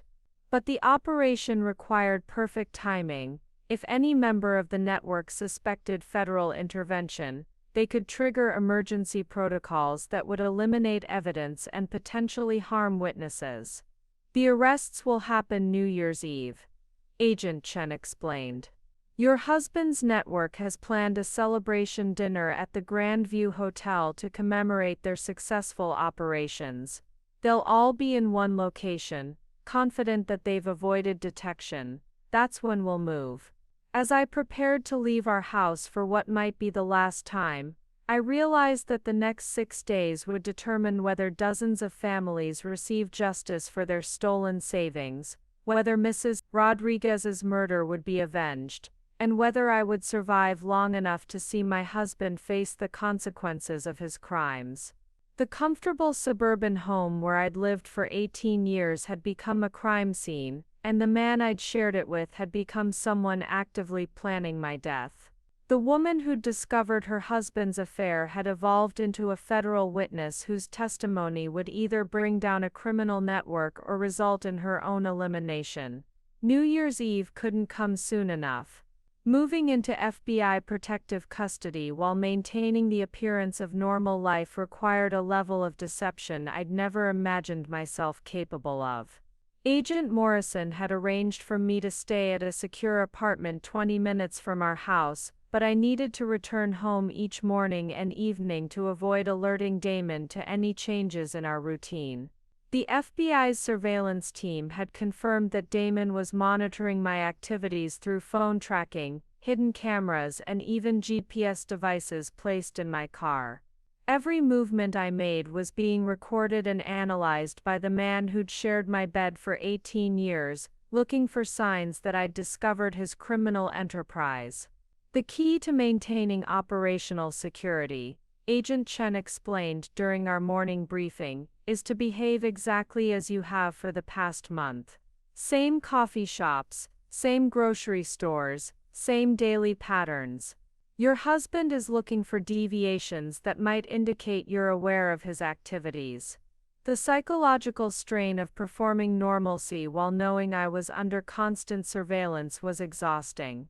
Every conversation with Damon had to sound natural while I gathered evidence that could send him to prison for life. Every kiss goodnight was given to a man who was actively planning my death. Every casual question about his schedule was actually intelligence gathering for federal agents preparing to arrest him. But the FBI's strategy extended beyond simply maintaining my cover. They needed me to actively manipulate Damon into revealing additional information about the network's structure, timeline, and escape plans. This meant steering conversations toward topics that would prompt him to share details while recording everything through devices hidden in my clothing and jewelry. The most crucial information involved the New Year's Eve celebration that would serve as the setting for the coordinated arrests. According to the intelligence I'd gathered from Damon's emails, the network had planned an elaborate dinner at the Grandview Hotel to celebrate what they believed was their successful completion of the largest financial fraud operation in regional history. We need you to confirm the guest list, the exact timing, and any security arrangements they've made. Agent Morrison explained.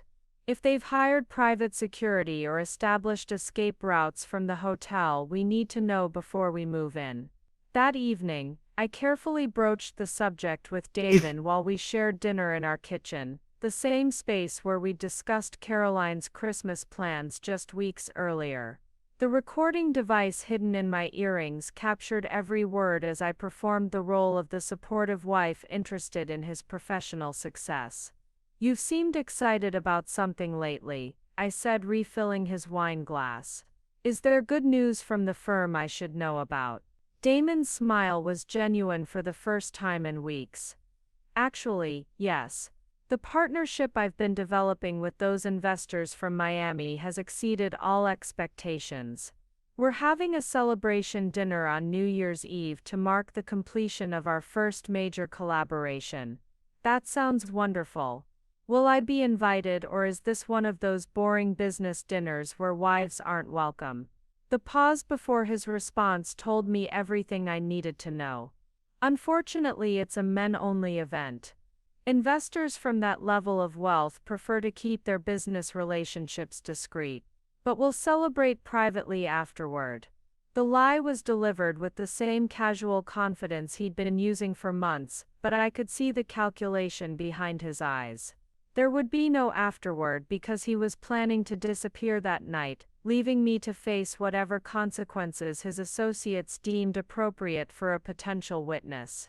Over the following days, I gathered additional intelligence by expressing interest in his travel plans, asking about his schedule for the following week, and even suggesting we plan a romantic getaway for January. Each conversation revealed more details about the network's timeline and confirmed that New Year's Eve would mark the end of their operation in this region. The most chilling discovery came when I overheard a phone conversation between Damon and someone he called Mikhail. Speaking in the home office I'd once shared with him, unaware that I was listening through the FBI's surveillance equipment, Damon discussed finalizing domestic arrangements before their departure. "The A situation requires immediate attention," he said. "She's becoming increasingly curious about operational details. I recommend we handle it during the celebration before any complications develop." Mikhail's response was audible through the recording equipment, "Clean resolution only. No traces, no investigations. Make it look like domestic accident during your absence." They were planning to murder me on New Year's Eve, while Damon established an alibi at the celebration dinner.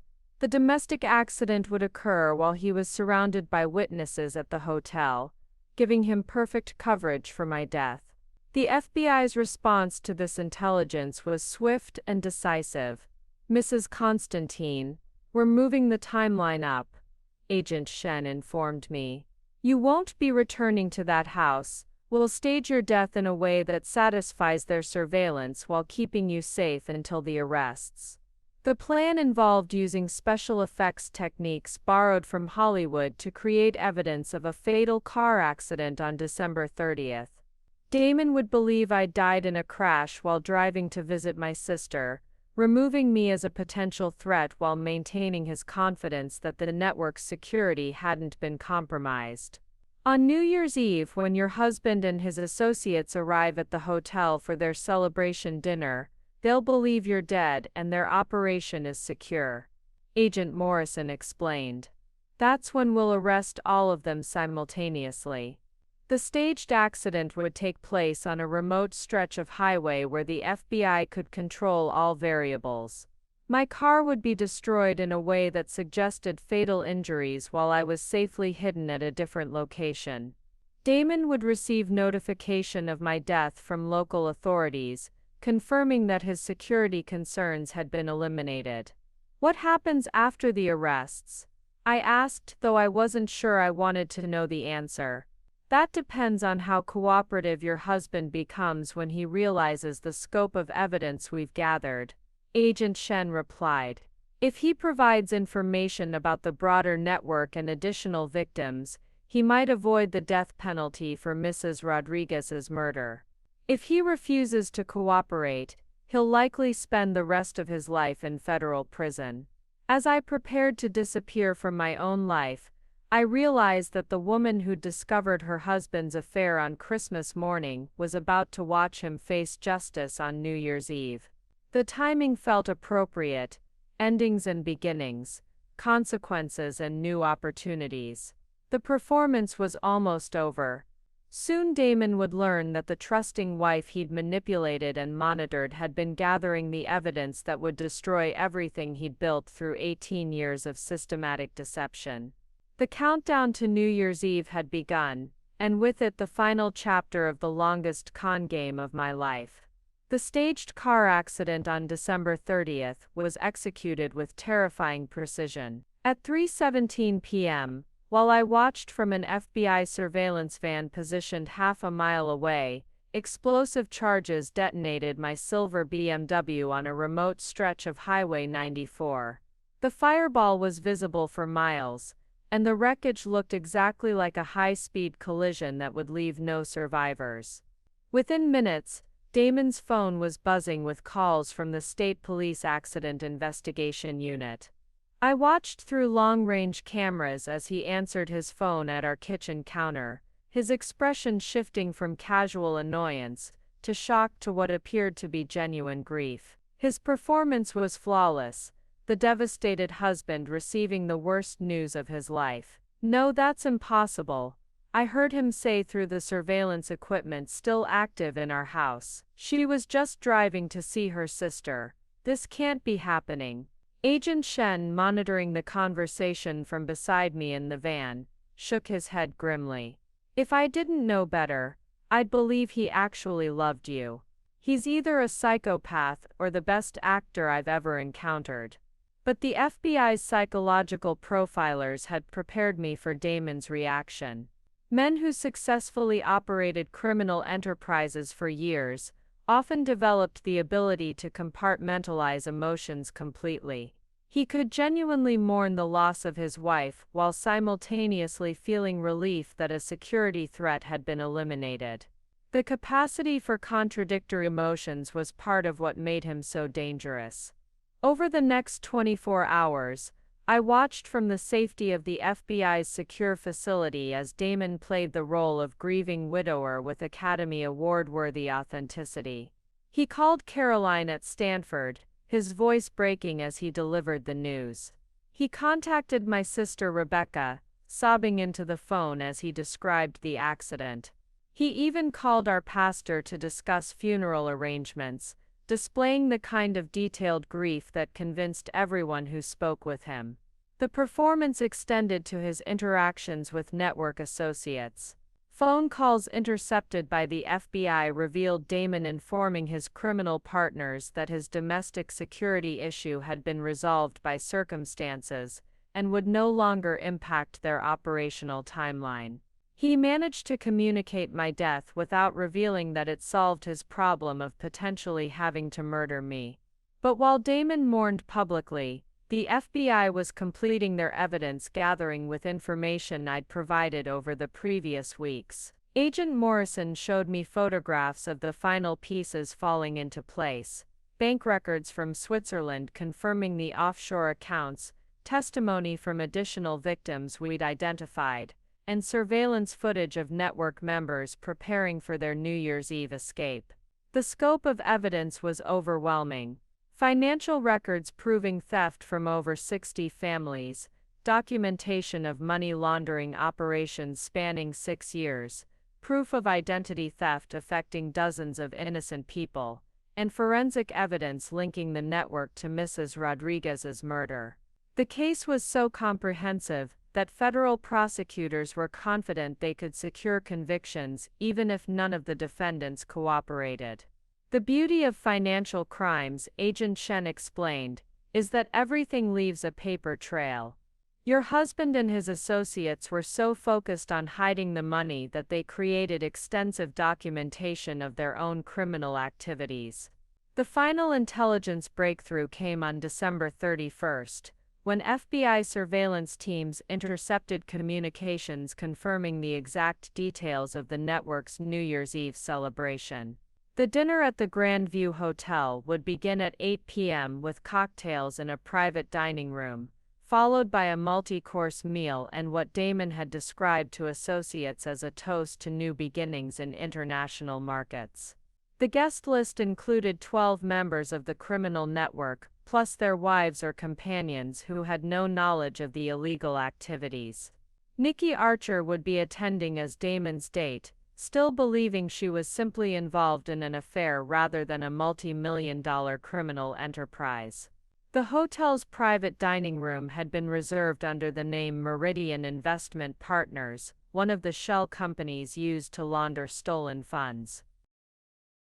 Most importantly, the FBI had confirmed that network members planned to depart for international destinations immediately after the dinner. Private jets were scheduled to leave from 3 different airports between midnight and 3 a.m., carrying the criminals to countries without extradition treaties with the United States. If the FBI missed this opportunity, the entire network would disappear with the stolen money and never face justice. "This is our only chance," Agent Morrison emphasized during the final briefing. "If even one member of the network suspects law enforcement involvement, they'll trigger emergency protocols that could result in additional murders and the permanent loss of stolen assets." The FBI's operational plan involved positioning agents throughout the hotel disguised as staff members, guests, and security personnel. The arrests would begin simultaneously at exactly 9:30 p.m., when all network members were seated for dinner and their escape routes were blocked. Each criminal would be taken into custody before they could communicate with others or destroy evidence. "Your husband will be the last one arrested," Agent Chen informed me. We want him to see all his associates being taken into custody before he's placed under arrest. The psychological impact of watching his entire network collapse will make him more likely to cooperate during interrogation. As the final hours before the operation ticked away, I found myself reviewing the evidence one more time: bank statements proving systematic theft from innocent families, medical records documenting Mrs. Rodriguez's murder, surveillance photos of criminal meetings, and audio recordings of Damon planning my death. The man I'd loved for 18 years had constructed a criminal enterprise built on the systematic exploitation of trust, and now he would face justice for every family he'd betrayed. The woman who'd discovered her husband's affair on Christmas morning had become the key witness whose testimony would ensure that dozens of families received justice for their stolen savings. The performance was almost over, and the final act would take place in a hotel dining room, where Damon believed he was celebrating his successful escape from consequences. Instead, he would be celebrating the last meal of his freedom. New Year's Eve had arrived, and with it the moment when 18 years of lies would finally meet the truth.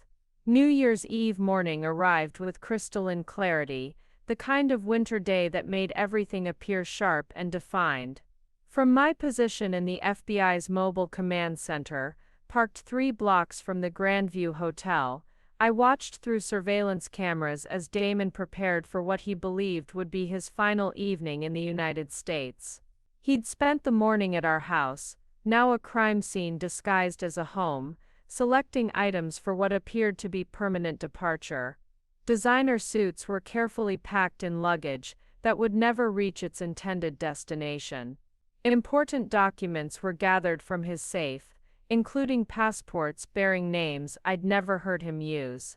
The methodical precision of his preparations revealed a man who'd been planning this escape for months, possibly years. "Target is displaying classic pre-flight behavior," Agent Morrison observed, studying the surveillance feeds. "He's systematically removing any evidence of his identity or connection to this location. This confirms he has no intention of returning." The FBI's operational timeline had been refined to account for every detail of the evening's events. Agents positioned throughout the hotel would monitor the private dining room from multiple angles, ensuring that no network member could escape or communicate warnings to associates outside the building. Additional teams had been stationed at the 3 airports where private jets waited to transport the criminals to international destinations. At 2:47 p.m., Damon received a phone call that made him smile for the first time since learning of my supposed death.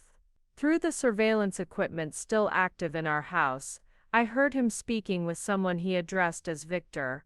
"Yes, everything is finalized," Damon said, his voice carrying satisfaction and anticipation. "The domestic complications have been resolved, and operational security is complete. Tonight will be a proper celebration." Victor's heavily accented response was audible through the recording equipment. "Excellent. Our partners in Zurich have confirmed that all accounts are prepared for final transfers. By tomorrow morning, American authorities will have no jurisdiction over any of our assets." The conversation confirmed what the FBI had suspected. The network's escape plan involved not just personal departure, but the immediate transfer of all stolen funds to accounts beyond the reach of American law enforcement.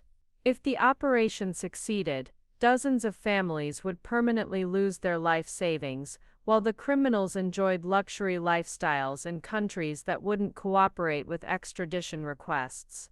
Agent Chen checked his watch. 4:15 p.m.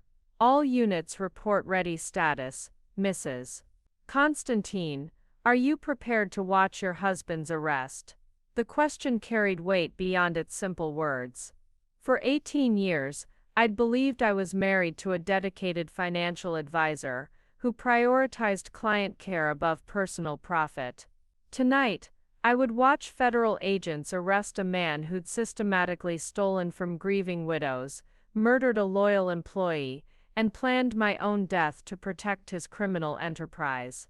"I'm ready," I replied, though the words felt inadequate for the complexity of emotions churning through me.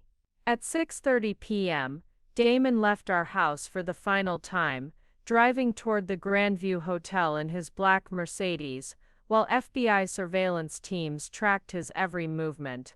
He looked relaxed, confident, completely unaware that dozens of federal agents were converging on his location.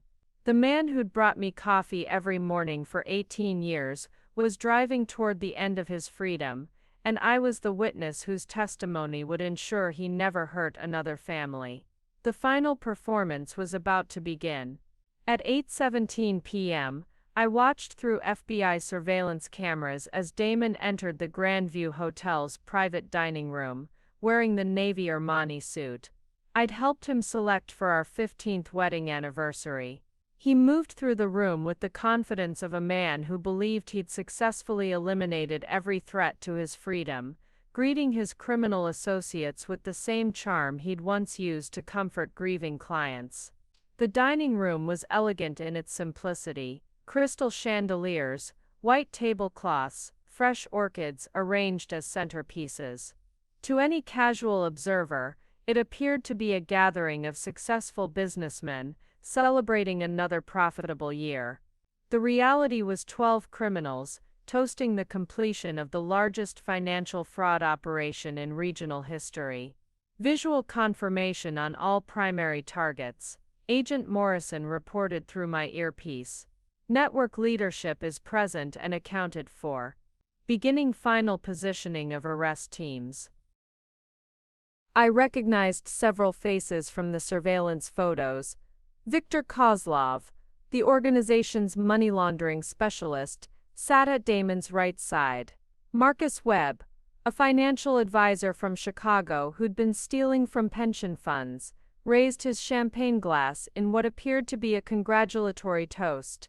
Thomas Reed, the Miami connection who'd helped establish offshore accounts, checked his phone repeatedly while scanning the room with nervous energy. Nikki Archer sat beside Damon, stunning in a red silk dress that probably cost more than most families' monthly mortgage payments. She appeared genuinely happy, laughing at conversation I couldn't hear through the surveillance equipment. Even now, she remained unaware that the man she'd been sleeping with was a murderer who'd planned to kill his wife just days earlier. Target Damon is displaying relaxed body language, the FBI's behavioral analyst observed. No signs of operational awareness or security concerns. He believes he's completely safe. At 8:43 p.m., the servers began presenting the first course while FBI agents positioned themselves at every exit. The dining room had become a contained environment from which no one could escape once the arrests began. Additional teams had secured the hotel's elevators, stairwells, and parking areas to prevent any network member from fleeing when the operation commenced. Through my earpiece, I heard Agent Chen coordinating the final preparations. All units confirm ready status. Arrest sequence begins in T-7 minutes. Remember, we need these individuals alive and conscious for interrogation. No heroics, no mistakes. The weight of the moment settled over me as I realized that within minutes, the man I'd shared a bed with for 18 years would be in federal custody, facing charges that would likely result in life imprisonment or possibly the death penalty for Mrs. Rodriguez's murder. The comfortable suburban life we'd built together, the financial security we'd accumulated, the reputation we'd established in our community, all of it would be destroyed by the truth of what he'd really been doing while I'd trusted him completely. At 8:47 p.m., Damon stood to address the room, champagne glass raised, his smile radiant with satisfaction and anticipation. I watched him through surveillance cameras as he prepared to deliver what he believed would be a victory speech, celebrating their successful escape from American justice. Instead, he was about to deliver the final words of his freedom. "My friends and partners," Damon began, his voice carrying the same confident authority he'd used to comfort bereaved clients, "tonight marks not just the end of our most successful operation, but the beginning of a new chapter where our efforts will be properly rewarded. The irony was perfect. As Damon toasted his criminal success, FBI agents were moving into final position to ensure that his only reward would be a federal prison cell. The countdown had reached its final seconds.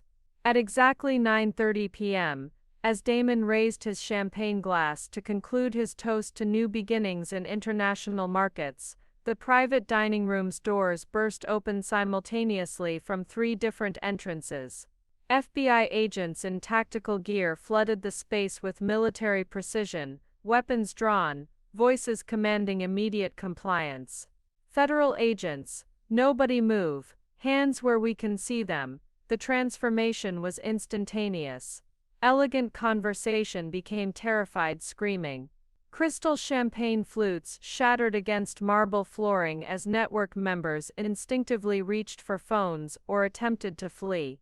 Nikki Archer's piercing scream echoed through the room as she realized the man she'd been sleeping with wasn't a successful financial advisor celebrating a business deal, but a criminal being arrested by the FBI. I watched through surveillance cameras as Damon's expression shifted from confusion to comprehension to pure rage in the span of 3 seconds. Unlike his associates, who appeared genuinely shocked by the sudden appearance of federal agents, Damon immediately understood that someone had betrayed. His eyes scanned the room, not looking for escape routes, but searching for the source of his exposure. Damon Constantine, you're under arrest for wire fraud, money laundering, identity theft, and murder in the first degree, Agent Chen announced, approaching with handcuffs, while other agents secured the remaining network members. This is impossible, Damon snarled, his charming facade completely abandoned. My wife is dead, she couldn't have. The realization hit him before he could finish the sentence. His gaze snapped toward the surveillance cameras positioned throughout the room, and for one terrifying moment, it felt like he was looking directly at me through the lens. Agent Morrison's voice crackled through my earpiece. Target has realized the widow operation was fabricated. He knows his wife is alive and cooperating. Viktor Kozlov, face pressed against the marble floor with an agent's knee on his back, was shouting in Russian while struggling against restraints. Marcus Webb had begun crying, repeating I have children, as if federal crimes became forgivable when committed by fathers. Thomas Reed sat motionless in his chair, staring at his handcuffs with the blank expression of someone whose mind had completely shut down. But Damon's reaction was different. As Agent Chen read him his Miranda rights, he maintained eye contact with the surveillance camera, his expression a mixture of fury and grudging admiration. Even in defeat, he was calculating, analyzing, trying to understand exactly how his perfect operation had been compromised. You have the right to remain silent, Agent Chen continued. Anything you say can and will be used against you in a court of law. I want to speak with my wife, Damon interrupted, his voice deadly calm. I know she's watching this, I know she's been working with you. I want to speak with Alexis Constantine. The request sent chills through the FBI command center. Even in federal custody, facing multiple life sentences, Damon was still trying to manipulate the situation, still believing he could find an angle that would give him some measure of control. Agent Chen's response was swift and final. Your wife died in a car accident 2 days ago. You attended to funeral arrangements yourself. As far as the world knows, Alexis Constantine is dead. For the first time since the arrests began, Damon smiled. 6 months after New Year's Eve, I stood in the witness box of Federal District Court, facing the man I'd been married to for 18 years as he sat at the defendant's table in an orange jumpsuit. The trial of United States. Constantine had become the largest financial fraud prosecution in the region's history, with media coverage that exposed the full scope of the network's crimes to international attention. Damon had refused all plea bargain offers, maintaining his innocence despite overwhelming evidence. His legal strategy appeared to be psychological rather than legal, Every day of testimony, he stared directly at me with the same calculating expression I'd seen through surveillance cameras on New Year's Eve. His attorneys had tried repeatedly to have my testimony excluded, claiming that a legally dead woman couldn't serve as a witness, but federal prosecutors had easily overcome those objections. Mrs. Constantine, the prosecutor began, please tell the court how you first discovered that your husband was stealing from your clients. For 3 days, I detailed every aspect of Damon's criminal enterprise, the Christmas morning deception that led to my discovery of his affair, the systematic theft from client accounts, the complex money laundering operation, and the network of criminals who'd helped him steal millions from innocent families. The evidence was overwhelming: bank records, audio recordings, email communications, and testimony from dozens of victims whose lives had been destroyed by his greed. The victims' impact statements were heartbreaking. Mrs. Patterson, now living in a one-bedroom apartment after losing her home, described how the theft of her husband's pension had forced her to choose between medical care and groceries. The Chang family explained how losing their children's education fund had required them to take second jobs and abandon their retirement plans. Family after family detailed the devastating consequences of trusting Constantine Wealth Management with their financial security.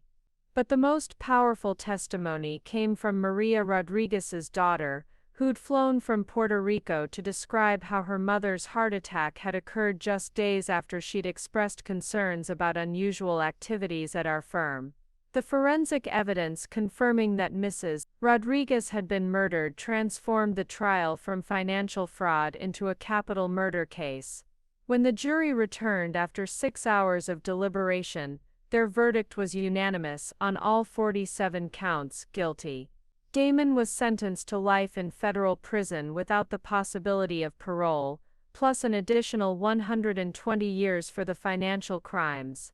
Viktor Kozlov and the other network members received sentences ranging from 25 to 50 years. The financial recovery process took nearly a year, but federal authorities eventually returned over 80% of the stolen funds to victims. Several families were able to keep their homes, continue their children's education, and maintain the medical care they needed. It wasn't complete justice, but it was enough to rebuild lives that Damon's greed had nearly destroyed.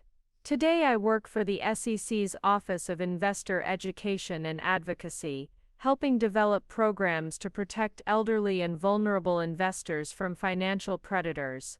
The experience of being married to a criminal taught me that trust without verification is simply willful blindness, and that the people most capable of betraying us are often those we love most completely. Caroline graduated from Stanford with honors and works for a nonprofit organization that provides financial literacy education to underserved communities. She visits me regularly, but has chosen not to visit her father in prison. Some relationships, once broken by betrayal of this magnitude, cannot be repaired regardless of blood connection. I've never remarried, though I've learned to build new relationships based on transparency rather than trust. The woman who discovered her husband's affair on Christmas morning died in that staged car accident.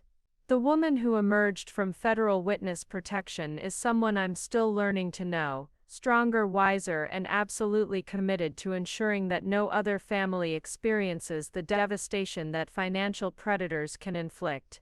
Sometimes I wonder if the man I loved for 18 years ever actually existed, or if Damon Constantine was always the criminal who simply became more skilled at hiding his true nature. But I've stopped searching for answers to questions that don't matter anymore. What matters is that Mrs. Rodriguez's murder was avenged, that dozens of families recovered their stolen savings, and that a network of criminals can never again exploit the trust that should exist between financial advisors and the clients who depend on them. The perfect marriage was an illusion, but the justice that emerged from its ashes was absolutely real. Up next, you've got 2 more standout stories right on your screen. If this one hit the mark, you won't want to pass these up. Just click and check them out. And don't forget to subscribe and turn on the notification bell so you don't miss any upload from us.